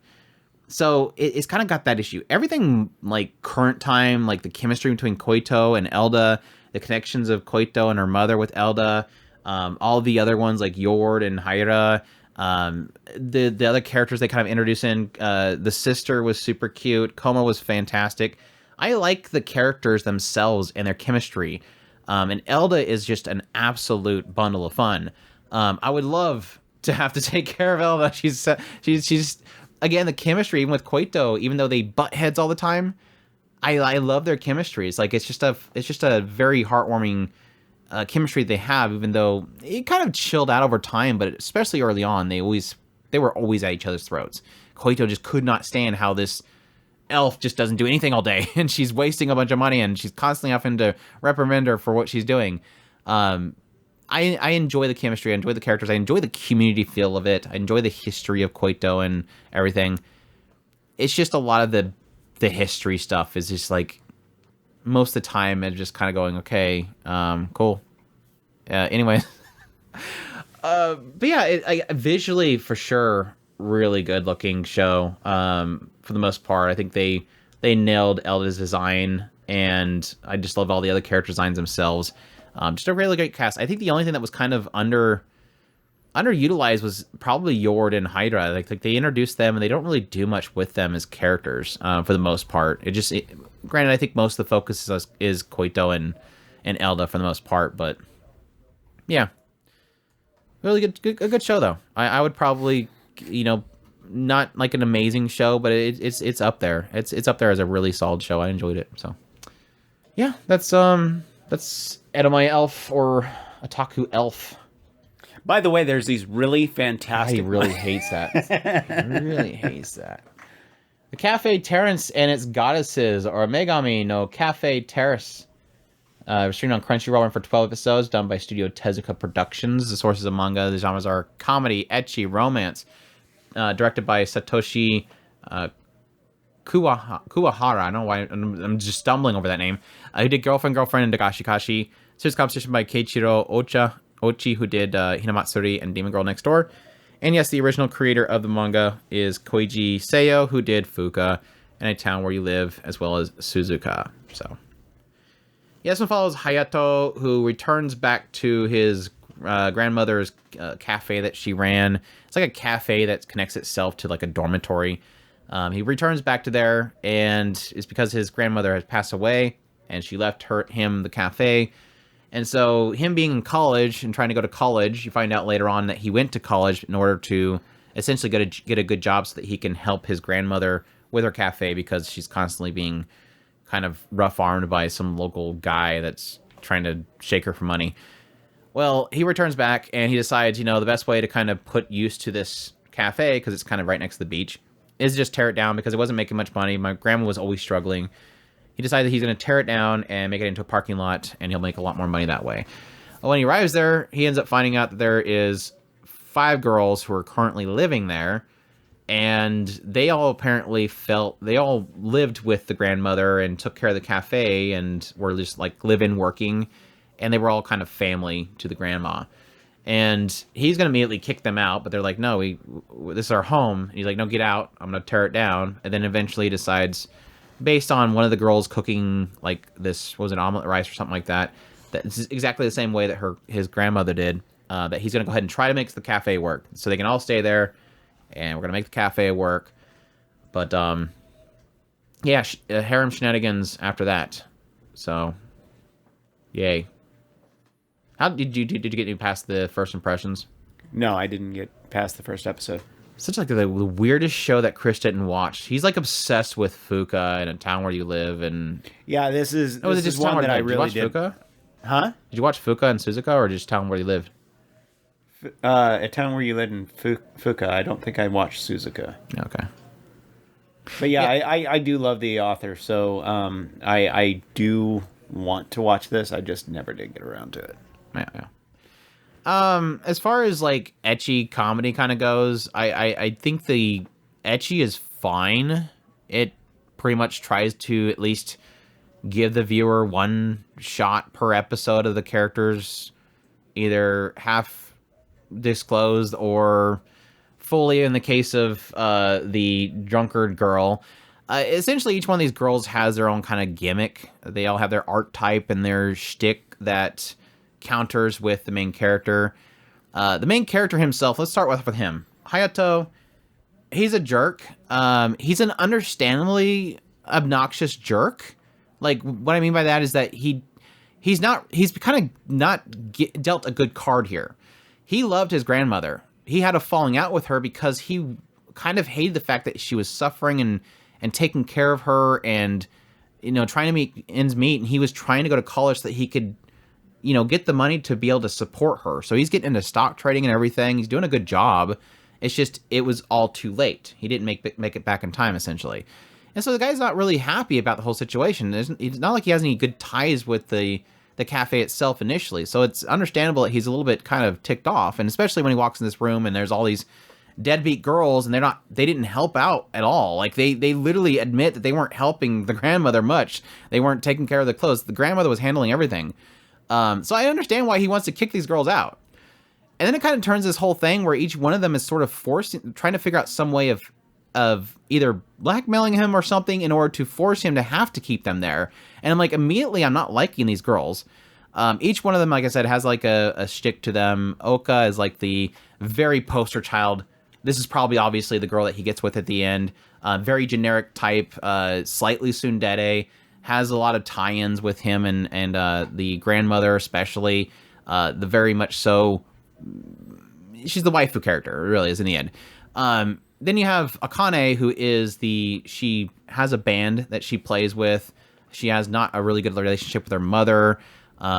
She wants to kind of do her own thing, but she's kind of having situations forced upon her. She's probably the only one that I was like early on, I actually like her. She wasn't obnoxious. She was just kind of mellow compared to everybody else being literally tsundere and obnoxious and violent.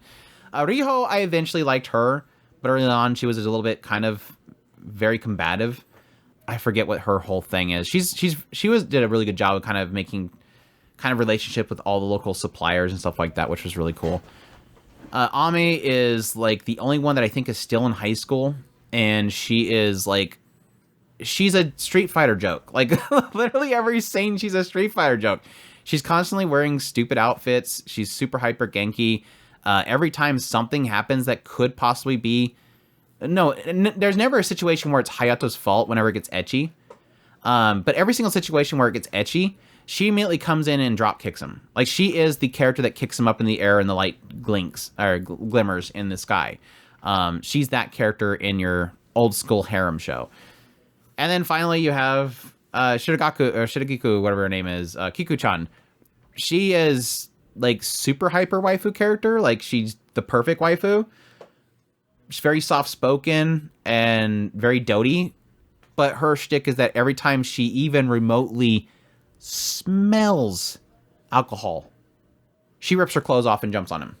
So that's her joke. And that's pretty much the whole thing going forward. So yeah, I didn't have a good first impression because literally one of the big things they do is they get Kiku-chan drunk and then try to get her to sleep with him and film it.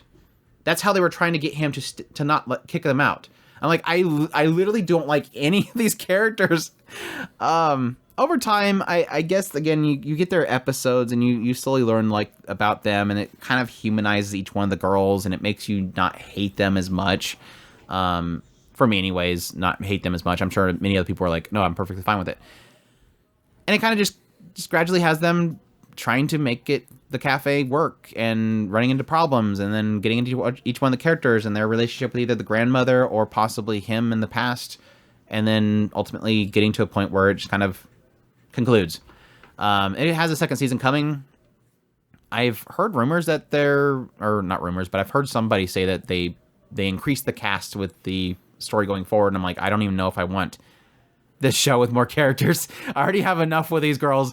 I don't know that I need to have a whole bunch of more characters in here. I mean, the cafe is not that big. How we're going to fit more characters in there unless they're doing shifts? I don't know. Some of the stories were fine. Like I said, I really liked Akane's story, even though it's not really that deep. It's just kind of a mother issues. Oka's thing with her sister was kind of okay. I shrug. I don't understand why this is so dramatic. Kiku's story was probably the most heartfelt because it was so tied in with the grandmother. I don't even remember if they did anything with Ami. Who cares? She's probably kicked him. I don't know. Riho's episode with getting supplies was fine. We get a little more into her in a later segment, but I don't know. It's just I don't hate the characters in the end, but it was kind of an uphill battle the entire time for me.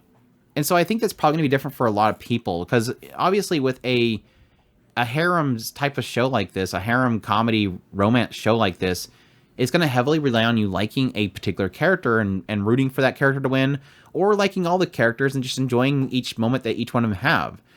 And I think with me personally having such a nasty first impression, which is, I guess, fine, because we don't always have great relationships from the get-go, and it's sometimes learning about somebody where you actually learn to like them. But it's kind of one of those ones where as it goes along and you do see that other side of the characters are acknowledging that they're not terrible. They're obviously acknowledging that Hayato is a hardworking dude and that he's sacrificing a lot to help them and give them a place to stay.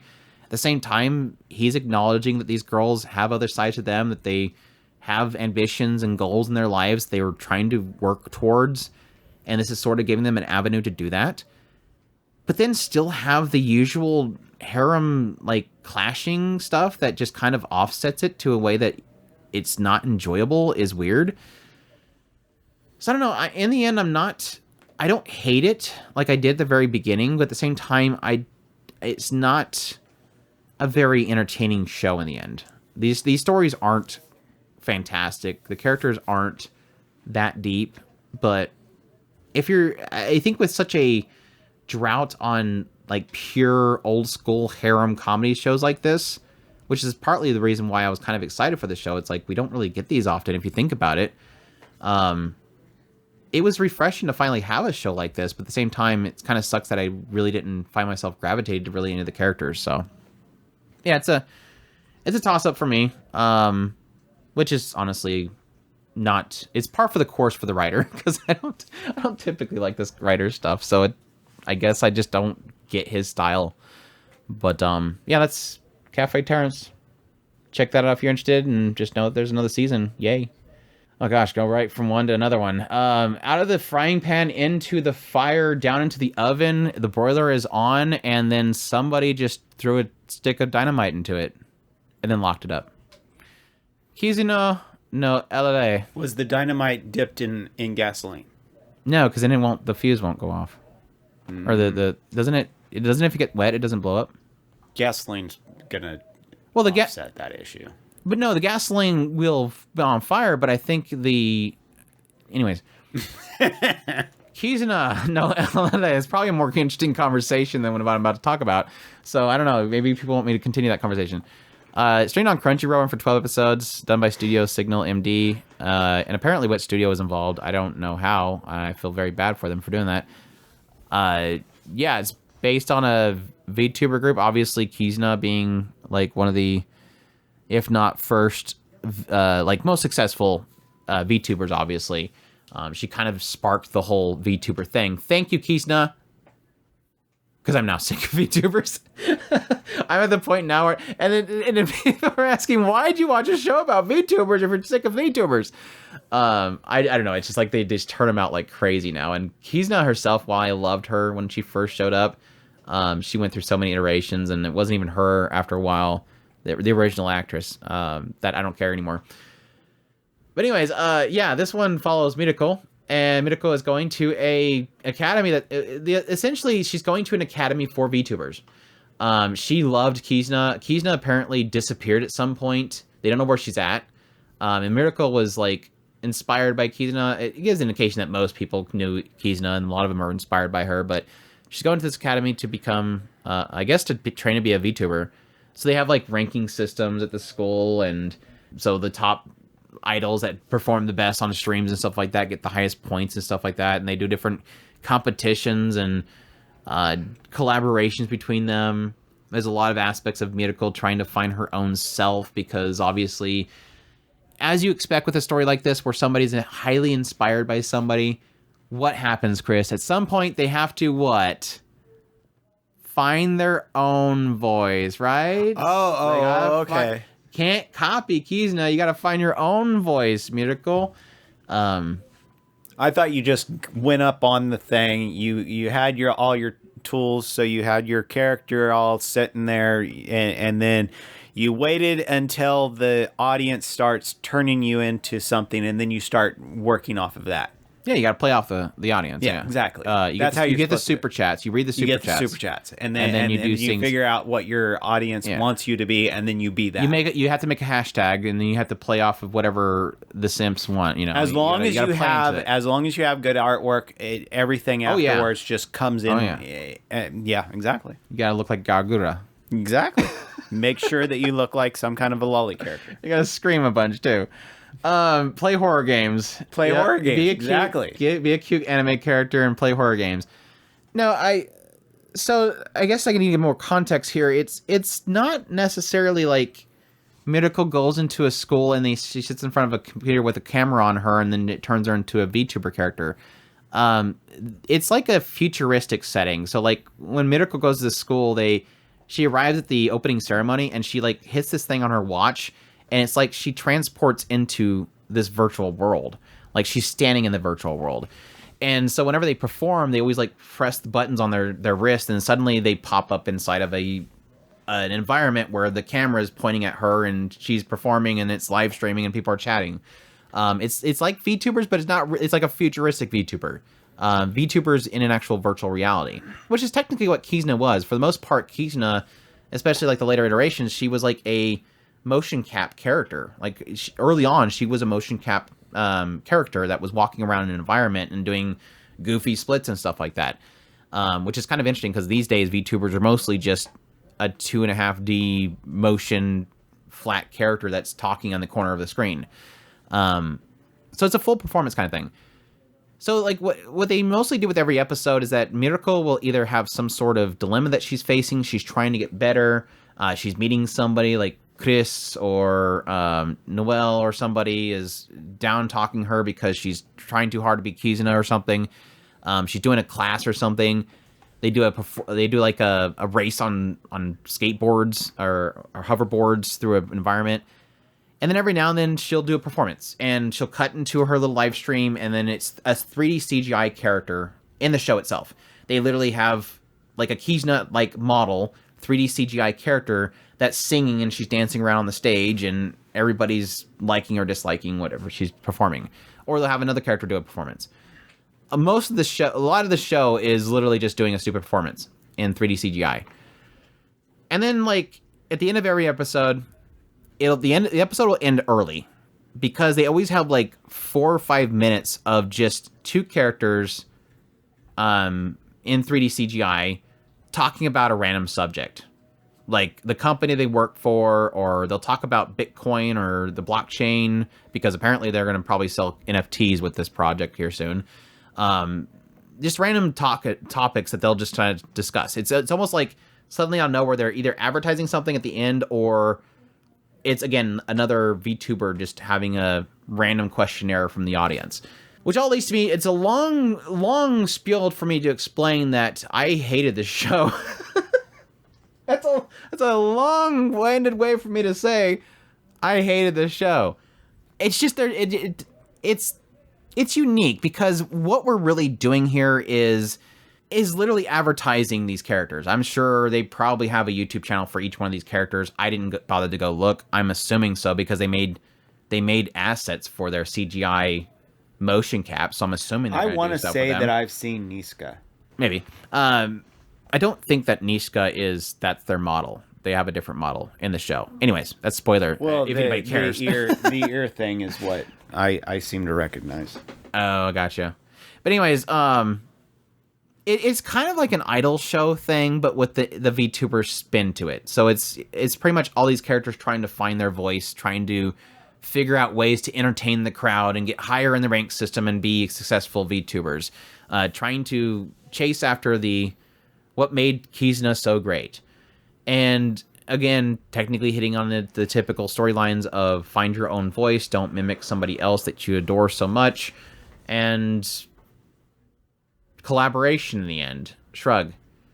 It's nothing about this show I found entertaining, unfortunately. And I thought initially that I wasn't going to enjoy it because I don't really care for VTubers anymore. But I think I came into it with the perspective if it's going to be an idol show, rooting on the character to be successful and gain what they dream for. But it was so, I think the whole school setting and everything just made it kind of boring. It was just a bunch of characters sitting around whining about how they're not doing good and they need to do good. So it didn't really do anything at all except for inform me once again about what NFTs are. If you didn't know. So yeah, it's Kizuna no Allele. There you go. Tonikawa, Over the Moon for You, second season, or Tonikaku Kawaii, second season. This one's streamed on Crunchyroll. essentially follows Nasa, who is this boy that is going to school and trying to work really hard to be super successful because he hates his name. His parents named him Nasa, and so he wants to be so successful. I think it was that he wanted to be so successful that when people heard his name, they didn't think of NASA. They thought of him because he was more. I don't know. I forget what it was. But anyways, he gets hit by a truck because he wants to go ask some chick out, and she softens the blow with her own body, then walks off, and then he chases after her even though his legs are like broken and he's bleeding out, so that he can ask her out on a date. And she said, "Yeah, sure, if you marry me." And he's like, "All right, I'll do that." And he passes out. And then several years later, she ends up showing up at his door and is like, "Hey, let's get married." And he's like, "All right, let's go." And they go get married. And then they touch hands. And then it proceeds to have NASA enjoying married life with Tsukasa. And they go to Hot Spring and they buy a bed. They hold hands first. They buy a ring. And they go camping together. NASA fixes a vacuum. Tsukasa works at the spa. The bathhouse. Sorry, bathhouse, not a spa. Sorry. Oh, their teacher, she wants to ask out the guy at work, the school, a fellow teacher. And they go to the music park and they actually run into them. They meet the lady that used to take care of Tsukasa. She hopes that Nasa does what she couldn't do. And then they fake out her going to the hospital. I think that's it. Yeah. So thoughts? I didn't watch it. You didn't watch it? You let me suffer this. I have to review it? I was hoping you would review it so I could just leave it at that. I made my joke about trying to explain what happened, and then you take over. This is one of the ones that got kind of missed. I don't even want to review it because everybody's gonna get mad at me. I've talked this to death. I don't care for the show. I've never cared for the show. I think Tsukasa's gorgeous. I love her character, but I just have never found the comedy to ever make me laugh. Nasa's a cool dude. I'm happy for him, but for the most part, it's just I as I joked before, it's like everybody says it's so great because it's a show about a couple that is together from the very, very beginning, and they can go past the usual tropes of not being together. But it's literally just doing that opposite. It's literally discovering all this stuff, but yet they're married. So what is it? It's like will they, won't they, but they're married already. And so nothing really changes. I don't really feel it's any different than any other situation. It feels like they've been together for years now, and they still get frazzled over touching each other. And it's like, you guys touched each other before. Anyways, but yeah, the comedy doesn't work for me. None of the stories work for me. I was kind of hoping they would possibly get into Tsukasa a little more this season because they kind of hinted at it with the OP, and they didn't really. That's what I was really hoping for, was to hear you say that they were going to dig into it. Yeah, like I said, the only thing that really dug into was the old lady that used to take care of her. They explained why it took her so long to come back there and say, "Let's get married." That was something that was answered. Shrug. But really just kind of turned into, I failed, I hope you don't fail too. That's it. That's the drip feed that we get this season. Whole season to end, you get to see that part. The rest of it, like I said, I think for most people, if the comedy works for them, it works for them, and I think they'll enjoy it a lot. There's a lot more people than I hear. There's a lot more people that are against what I say about the show than are for what I say about the show. So I'm obviously the outlier, and I'm perfectly accepting of that. I really loved the first season. So this season, I did want to watch it. I just never did get to. Yeah, what happened is when the season started, I was like, okay, well, let me go try to watch the first season again and see if I can like it this time. And I just didn't. It was like, okay, well, I finished it. I might as well check out the second season and see if it... And again, like I said, the OP made me go, okay, cool. They might actually get into Tsukasa. No. It's just more, oh my gosh, we touched hands. Yeah, you touched hands before. Yeah, like I said, it's literally kind of a reverse will they, won't they. It's they already did, but then will they, won't they ever not stop blushing over being near each other. Yeah, it's life as a newlywed couples and doki dokis and blushing all the time. Yeah, let's move on. Tokyo Mew Mew second season. Sorry for the crappy review, by the way. I thought Chris had watched it, so we would actually be able to chime in better. But yeah, Chris loves the first season, so he's probably going to love the second season, so you know that it's great. Like I said, I'm an outlier. Tokyo Mew Mew second season, or Tokyo Mew Mew new second season, sorry, is the new Tokyo Mew Mew. Streamed on High Dive, run for 12 episodes, done by Yumita Company and Graphinica, sources of manga, genres are adventure, comedy, fantasy. It's literally every genre except for horror. It feels like horror every now and then. And they have moments of horror. But yeah, this one is, of course, follows a set of 5 girls who at some point get shot by this big laser by some dudes in some underground cafe. And then they are forced to become magical girls to fight back against these alien forces that are invading. And then they are forced to work at the cafe that they have the underground facility inside of. And so by day, they're forced to work at a cafe, and by night, they fight aliens. Yeah, that's kind of the funny way of explaining the premise behind Tokyo Mew Mew. It's a magical girl. I obviously, early on, it was kind of one of those favorites of mine for magical girls. I really loved its style of it and everything like that. And of course, having a new adaptation of it, I was really excited.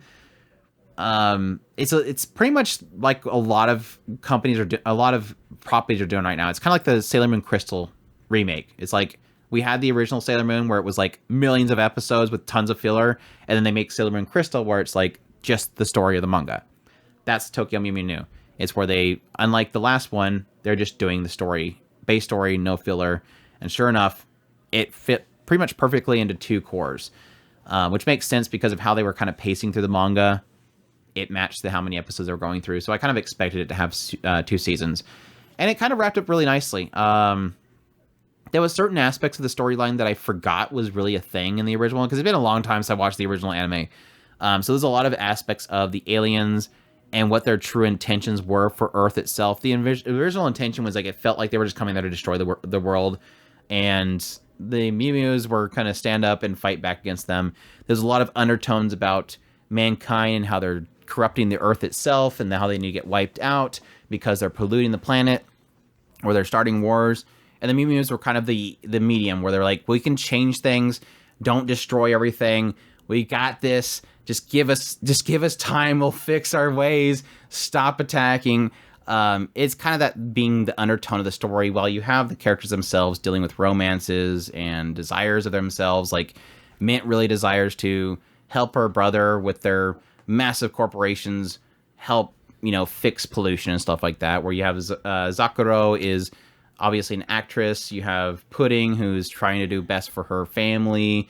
Lettuce and her insecurities with herself, and then her love that she discovers. Ichigo and her love that she discovers. It's all these kind of little undertones to tell this bigger story of aliens attacking mankind. And like I said, the one thing that I was kind of didn't remember from the original series, and I don't know if it's one of those aspects of maybe I just misremembering, it's been so long, or of an aspect that maybe it was so muddled up in so much filler. Maybe that's why I kind of missed the understory of it, which was this deeper story of what the aliens actually were and the past civilizations and stuff like that, which I thought was, okay, cool. I don't remember this. I kind of feel like I'm watching it for the first time now. And it's a good story. Like, in the end, it's a really solid story to kind of wrap things up, and I think they did a decent job of it. I'll still say the same thing that I said in the first season of this. I really don't like this kind of trend of these older shows coming to new, kind of being refreshed, but at the same time sort of not giving it enough visual upgrade, because this isn't the best looking show. And it's kind of a disappointment, because why bring it back if you're not going to give it good polish? And additionally, a lot of toning down of a lot of visual style of it. Like, they changed a lot of character outfits. Like, Lettuce has like this whole like long skirt thing, like she's, I don't know, like her grandma caught her before she went out the door and said, "Hold on, Sonny, put this longer skirt on. We can't show your legs." It just feels like it's like overly sensitized of the visuals aspects of the characters, which is understandable in a sense, because it's obvious this is probably created to capture a new, younger audience of viewers for magical girl shows, to sell more merch. Obviously, magical girls are for girls, but there's always been kind of this little aesthetic they usually give magical girls in order to make it appealing to a more older audience that'll enjoy seeing the characters and stuff. pervy as it might seem, yes, showing a little leg in a character, even though it's supposed to be for a kids show, technically, broadens the audience. And so it was kind of interesting to see that they made those changes, even though it didn't really seem like it was that necessary. I mean, it's not like the original Mew Mew is like overly scantily clad or anything like that. I think like the only risky thing that I remember from the original manga that I looked into was when they first go to see Zakuro, and this would be in the first season, by the way. When they first go to see Zakuro, she's in this studio. And the way that they infiltrate is they put on bunny outfits. These bunny outfits that they go in there because there was like this whole skit or something for bunny outfits, and they were trying to sneak in with these bunny outfits. They obviously didn't include that. But yeah, it's fine though. I wasn't too impressed with the visuals of it. The later fights turned out to be pretty awesome. They did a pretty good job of animating the later fights. But for the most part, it wasn't like the most visually appealing show. But it was a nice return down memory lane, honestly, for me. Like I said, Tokyo Mew Mew was one of my, besides like Cardcaptor Sakura and Sugochara, was one of my favorites. Like it was probably my third of my top favorite magical girls back in the day. So it was a trip down memory lane, very nostalgic return for me. At the same time, I'm not going to claim this show is amazing. I'm not going to oversell people, but if you're looking for a solid older magical girl, it's worth a watch. So that's Tokyo Mew Mew, new second season. Did you watch it? I'm still Team Sailor Moon. So did you finish it? No, I didn't. Oh, okay, I thought so. Kubo won't let me be invisible, or Kubo-san wa mob wo yuru sanai. This one streamed on High Dive, ran for 12 episodes, done by Studio Pine Jam. It started way back in winter, and that didn't work out. And then they finally returned to complete itself in the spring season. So we finally have completed it. But yeah, this one's by director Kazuomi Koga, who did Winter Girlfriend's second season and Gabare Dokichan. This one follows Junta. And Junta, as the title would lead you to believe, is invisible. And he likes to remind us that every freaking episode, for like half the episode, that he's invisible to everybody. Like, this is literally where he walks into class, he sits down, and if he doesn't go up and touch the teacher won't know that he's there and present. And his classmate, his neighbor in the class, is Kubo, and Kubo is the only person that seems to know that he's there. And so she constantly acknowledges him, and it seems like she makes it her goal early on that she doesn't want to just make him visible. She wants to make him like the main character. And so she does a lot of things to sort of test out his ability to be invisible, like making him stand in the middle of the class during class, and then he gets in trouble because apparently he's not invisible. It's just the teacher can't notice him unless he stands up on the chair, and then suddenly the teacher can see him. So maybe he just should do that whenever he wants to do attendance, just stand on the chair. But anyways, yeah, and Doki Dokis and stuff. So your thoughts on Kubo won't let me be invisible? I think that this show is really sweet. It really pulls off the kind of young youth, seishun, whatever you want to call it, the exploring youth and love and all that stuff. I think it is a really solid representation of that. But as far as things that it does that are unique, I think that probably Kubo is probably the most unique aspect of this. The main character being invisible is, yeah, it is kind of an annoyance, but it does make it to where you can kind of hyper focus on Kubo and him. Each one of these shows because I hate to do it, but I'm going to put it in the teasing girl aspect because I think that that's where this one fits really well.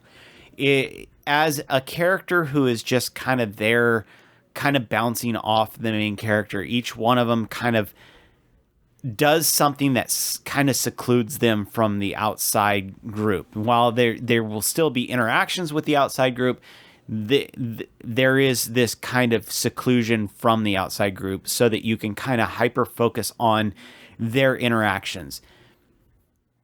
It's literally just his interactions with the Kubo family, because it seems like the Kubo bloodline is able to see the Shiraishi bloodline. Yes, I'm not quite sure how this all works, but you didn't notice that? Like only Kubo see him. Like, his sister literally was like, what are you doing, kid? Because he's like, oh, I can look at this magazine in here. And she's like, hey, kid, what are you doing? And I think even the sister, the cousin did too. Yeah, it was a cousin. That's right. I was like, I knew it wasn't a sister, but yeah, it's one of those things that the cousin that's trying to be Nagisa Kubo. She admires her so much. What was the real thing that was gained by making Junta invisible? I don't know. I to really fill half the episodes. It doesn't seem to. I mean, it's kind of a weird quirk of his, but it doesn't really add that much as even the humor that is kind of supposed to be around that. I mean, it was kind of short-lived, and I think that the writer really felt kind of trapped with it. And that's the thing. It's like, I wonder if the writer's trapped with it, or if the writer just really finds it funny, because it's like every episode is like, oh, by the way, nobody knows he was there, and it's like, okay, I get it. And the entire time I'm thinking, does the writer think this is like really funny? Is it that like all the people at the publishing companies like, holy crap, let's tell him that it's hilarious that he keeps doing it. It's not funny. That's what I mean. It's almost like, I'm not sure if the writer felt the door trapped opening by it. was kind of funny, but it was. But at what point did it fit? Because it seems like at some point he tried to push away from it, but he kept getting trapped. He's like, oh yeah, by the way, had to do something with it. He's like, I have to do something with this joke. I forgot. It's literally in the title. I have to do a joke every chapter. Now, some of them do have decent payoffs. I mean, like the him not being sure about the White Day or the Valentine's Day, one of the presents that he tried to give, and he wasn't sure who he was. The oblivious protagonist. Yeah, moment? I mean, you're gonna bring up the oblivious protagonist. I thought it was cute. I do honestly think that was a really cute moment. Why would anybody else give him a present? Exactly. When nobody knows he's there. Exactly, and him not being real sure, and she's kind of, well, Himitsu type thing. What if it was from me? Yeah, and I thought that was a really cute moment, but it was. At the same time, it's like sometimes the invisible protagonist thing does have a payoff in some of the situations, but not all of them. A lot of them really felt like it just kind of felt like he needed to keep doing that. But yeah, it all in all, I thought it was a very cute show. I don't think that the invisible protagonist thing had a lot of legs to go on. But it is what it is. It's a cute show. Oh, that's right. The other guy that was trying to find Kubo because he trying to find Shirashi because he took care of the garden. That was cute too. Okay, first and foremost, Kubo, yes, is very cute, very attractive. I think a lot of the scenes with her in it is super special. I like the whole, like, well, let's see if the camera can focus on you. Got a picture, and she's all super happy about it. Kubo is kind of a character that you just want to see her happy. So if she wants to be with Shirashi, sure, I'm happy with her being with him. But the rest of the show, which is literally like 80 to 90% of the show, is Shiraishi. And Shiraishi is so stale. Like, this character, I could not be less interested in a main character of a show. This guy is boring. I think he only had maybe 1 or 2 points in the entire show that I'm like, holy crap, so he is human. Like, there was like these, like, so few times where I'm like, it was mostly around his brother. Like, whenever he's with his brother, I'm like, holy crap, he's a human being. He's acting like a normal human being.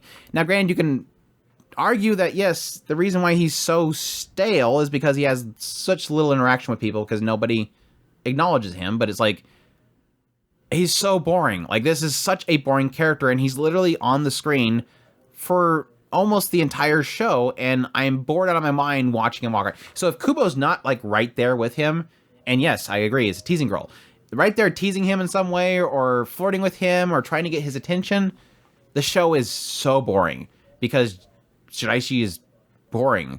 So that's my struggle. Like, literally most of the show is snore. And I hate the invisible aspect. I think it had like 2 good punchlines that made me kind of chuckle. Like the whole, in the magazine store and looking at the questionable pictures. It was like a sports magazine or something like that. And then the sister's catching him, and the whole aspect of trying to, get some conversation going on with him. The usual, why do you call her by her first name jokes, that kind of stuff. Yeah, it's a long thing to say that like a majority of this show was really a snore. I did like a lot of the moments with Kubo. I think she's a great character. It's kind of one of those aspects where I think this would be a better show without the invisible aspect. I think this would be a much better show. Just make him make him like he had a problem in the past and he sort of doesn't want to communicate. Maybe make him a transfer student that just doesn't want to make friends again. Do something besides the invisible stick. It seemed like it could be a clever concept in early stages, but it's just in the end doesn't have much to work with. And whenever it tries to work with it, it's just kind of a dumb concept. So yeah, I think it had quite a few. I would probably say a good few, 5 or so good episodes, and the rest of it was kind of snore. So yeah, I'm just glad it's over. Sad for the production team on this one. Had quite a bit of struggle getting it done, but they finally got it done. So yeah, Kubo won't let me be invisible. That's that. And our last one, I think it's our last one, isn't it? I think I put Demon Slayer as last. Yeah, I think it's our last one. Let me double check. We have Oshinoko, Heavenly Delusion, Isekai, Galaxy, One Hit Kill, Too Cute, Birdie Wing, Otaku. Yeah, Demon Slayer. That's the last one. Demon Slayer, Kimetsu no Yaiba, Swordsmith Village arc. I guess we'll go ahead and just say spoiler warnings here for this, because this is the 3rd season of the series plus movie technically. So soft spoilers here that we're going to get into this stuff. But yeah, it's done by Footable, sources of manga, genres are action, fantasy.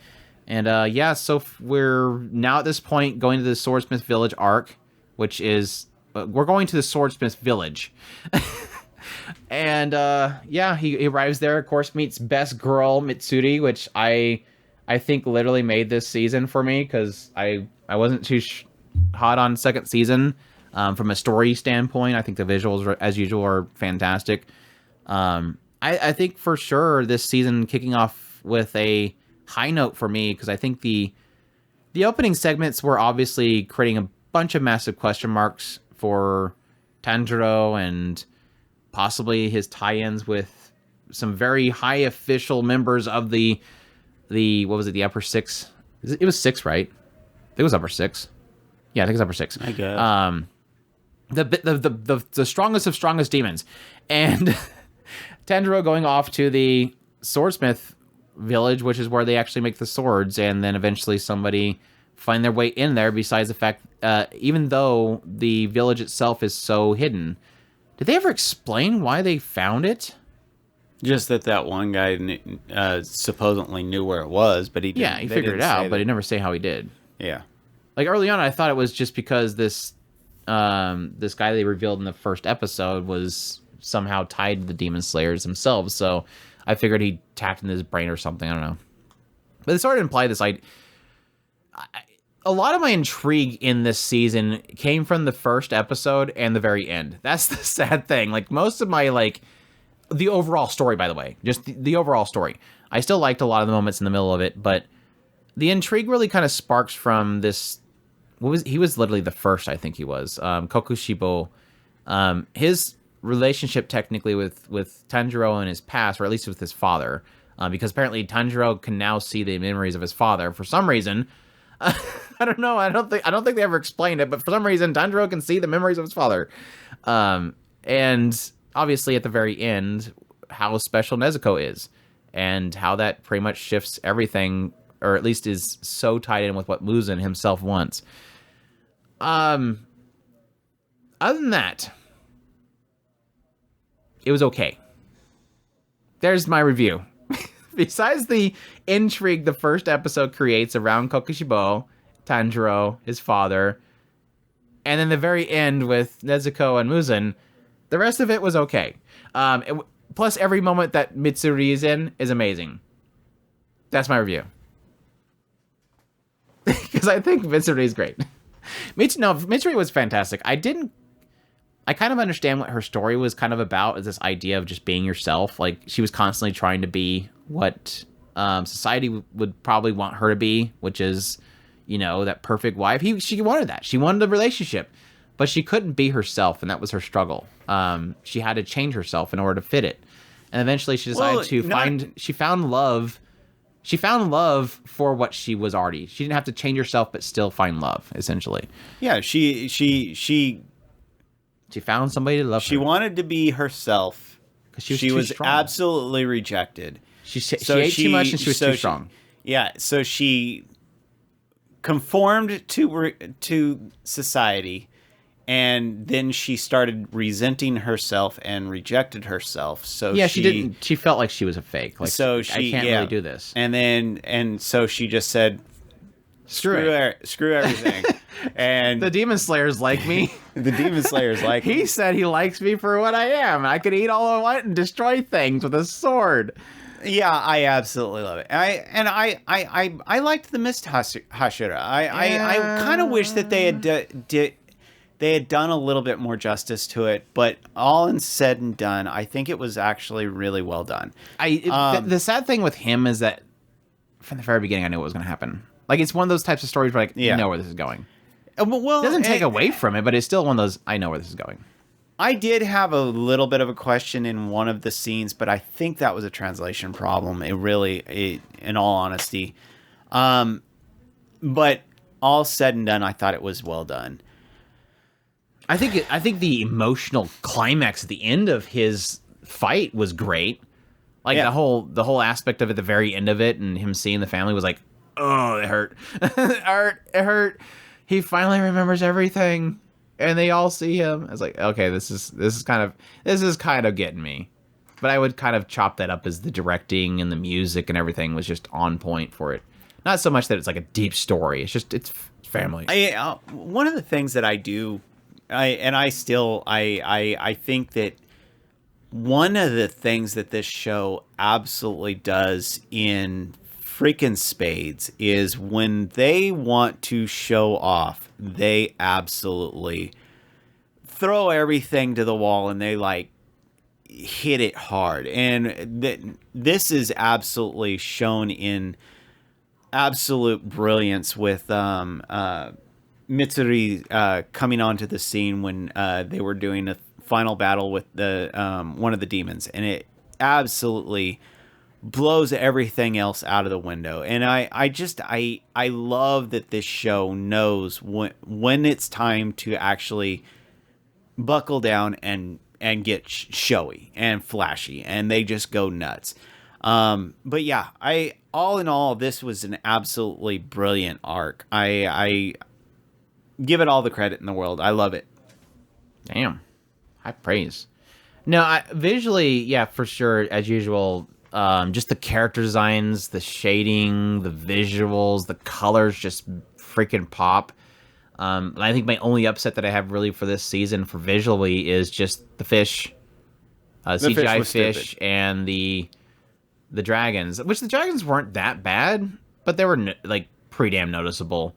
But they still do a really good job of just having the characters just jumping around the CGI like it's just there. Like they don't feel like they're not a part of, like the CGI doesn't look like it fits the environment sometimes, but the characters still fit the CGI. I guess the best way I can put it. But yeah, so the fights, as usual, are really incredible. There was only like maybe one part in the fights where I'm like, holy... Well, there was actually several parts in the fights where it just felt like, oh, this is so dragged out. Like, oh my god. Like, how many times we have to chase down the screaming midget that's running away from Tanjiro and him screaming about he's a coward. Or how many times we have to hear Tanjiro scream to Nezuko and Genya that he's going to be right there. He's fighting the heartbeat guy. He's like, I'll be right there, Nezuko, just hang out. It's like, oh my gosh, you guys are doing the Dragon Ball thing where it's like, you're not going to... It literally was the Dragon Ball thing where it felt like some episodes I'm like, holy crap, please do something in this episode. Please don't tell me this episode is going to end where nothing happens. It had that feeling again. While things are happening, there's still great visuals happening. It just feels like nothing on the chessboard moved in the end. Like, one of the chess pieces talked, but none of them moved. Like, nothing progressed. It moved the pawn forward and then moved the pawn back. Like, I didn't have that feeling. I didn't have that feeling with the second season. The second season, technically, from what I understood, they extended the fight a lot, but it didn't feel drug out. They did a really good job of making that fight longer, but it didn't feel like things were dragging. This one, holy crap! A lot of segments in this particular big fight drug. But again, it's still visually pleasing. Besides the CGI fish.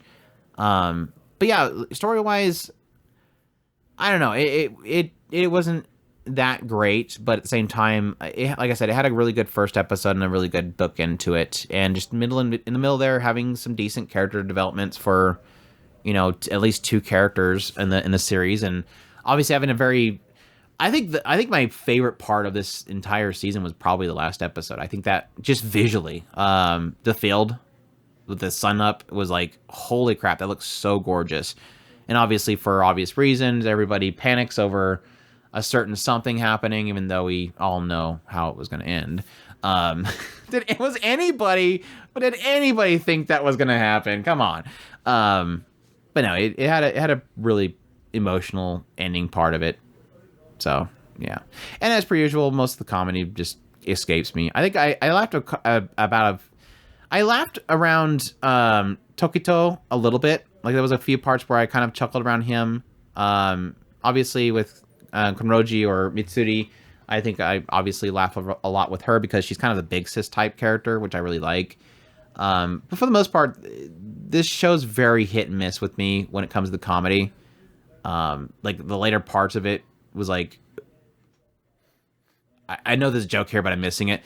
But we have to acknowledge, before we finish this review, we have to acknowledge, and I will say, okay, I will say this is definitely a huge step up from second season. Like I said, second season is easily the season that I disliked, that I didn't like the most. I thought the fight was great, but the story itself and how long it took to get to anything was drug out. I really enjoyed the first season, so I would probably put this on par with the first season, where I think it has an equal amount of like drag, but at the same time, really good moments. So definitely a return to what I do enjoy about the series, despite my negativity. But yes, we have to acknowledge the reason why this season was the best season. You know why? Apparently Did you not. forget? Because you forgot. This is a good thing. Okay. The fact that you don't know why it's so great is actually a sign of how good it did to remove the biggest stain of the show. I think I know from your mind. I think I know where you're going. No Zenitsu. I don't really hate Zenitsu. You don't hate Zenitsu? I think his voice is annoying, but I don't hate him. That's literally why everybody hates him. So there you go, Chris. Yes, he does cool things when he's asleep. That's why the only reason he was so cool in the second season for half of it, because he was asleep the whole time. And then the moment he woke up, I suddenly hated the show again. No, the only thing that did miff me a little bit is that I do like Inosuke. And there was no Inosuke. Now, he wasn't the very beginning. If you ask for Inosuke, you know you're going to get Zenitsu. Yeah, they always come hand in hand. I think they were actually doing a job. No, I think they were separate. I think they were doing a job together at some point, though. But no, Inosuke, I like the opening segment with Inosuke, and they're like, we haven't seen Inosuke in a long time. He's literally up on the roof waiting for him to wake up. He was sitting up there on the roof the whole time waiting for him to wake up. When did he come in? Oh, right about this point right here. Just kind of just scuttled in there like a cockroach. That means you've been in here for 4 weeks? They knock over the food, just crying over the food. But yeah, that's I am excited for where this goes from here. Obviously, it seems like Muzan is like literally like, all right. It really does feel like Muzan, or as you call him, Michael Jackson, is going to be stepping up to the plate. He's got his target. So, and I guess that. Anyway, that's getting too much in spoilers. But anyways, yeah, that's Demon Slayer, Kimetsu no Yaiba, Swordsmith Village arc. That's it. That's it for part 2. We still have Skip and Loafer, Clueless First Friend, World Die Star. No, did you watch World Die Star? What? World Die Star. I'm guessing not. Cheat skill, another world makes me OP in this world. Hot guy, Isekai. Ireliana, Dead Mount, Death Play, Marginal Service, U-149, Mashal, Hell's Paradise, Gundam, Words of Mercury, Kamikatsu, Insomniacs, and Isekai Smartphone, question mark? Yeah. Yeah. All right. There you go. They're going to get that one in there, too. I think that's it. I literally realized the other day that we didn't have Kubo on there. Well, after the last review. So, yeah, we hope you guys enjoyed this reviews episode. Greatly appreciate you guys for all your support. Everybody that supports us through Patreon or tips, links, all that kind of stuff. Again, at tacospirit.com, that's where all of our links are. If you're on YouTube listening to this, we have them in our description. Greatly appreciate everybody that supports the channel. It means so much to us. We also have linked to our Discord, so you can join our community of great people there. But we thank you guys. We hope you all enjoyed, and you all take care. Os.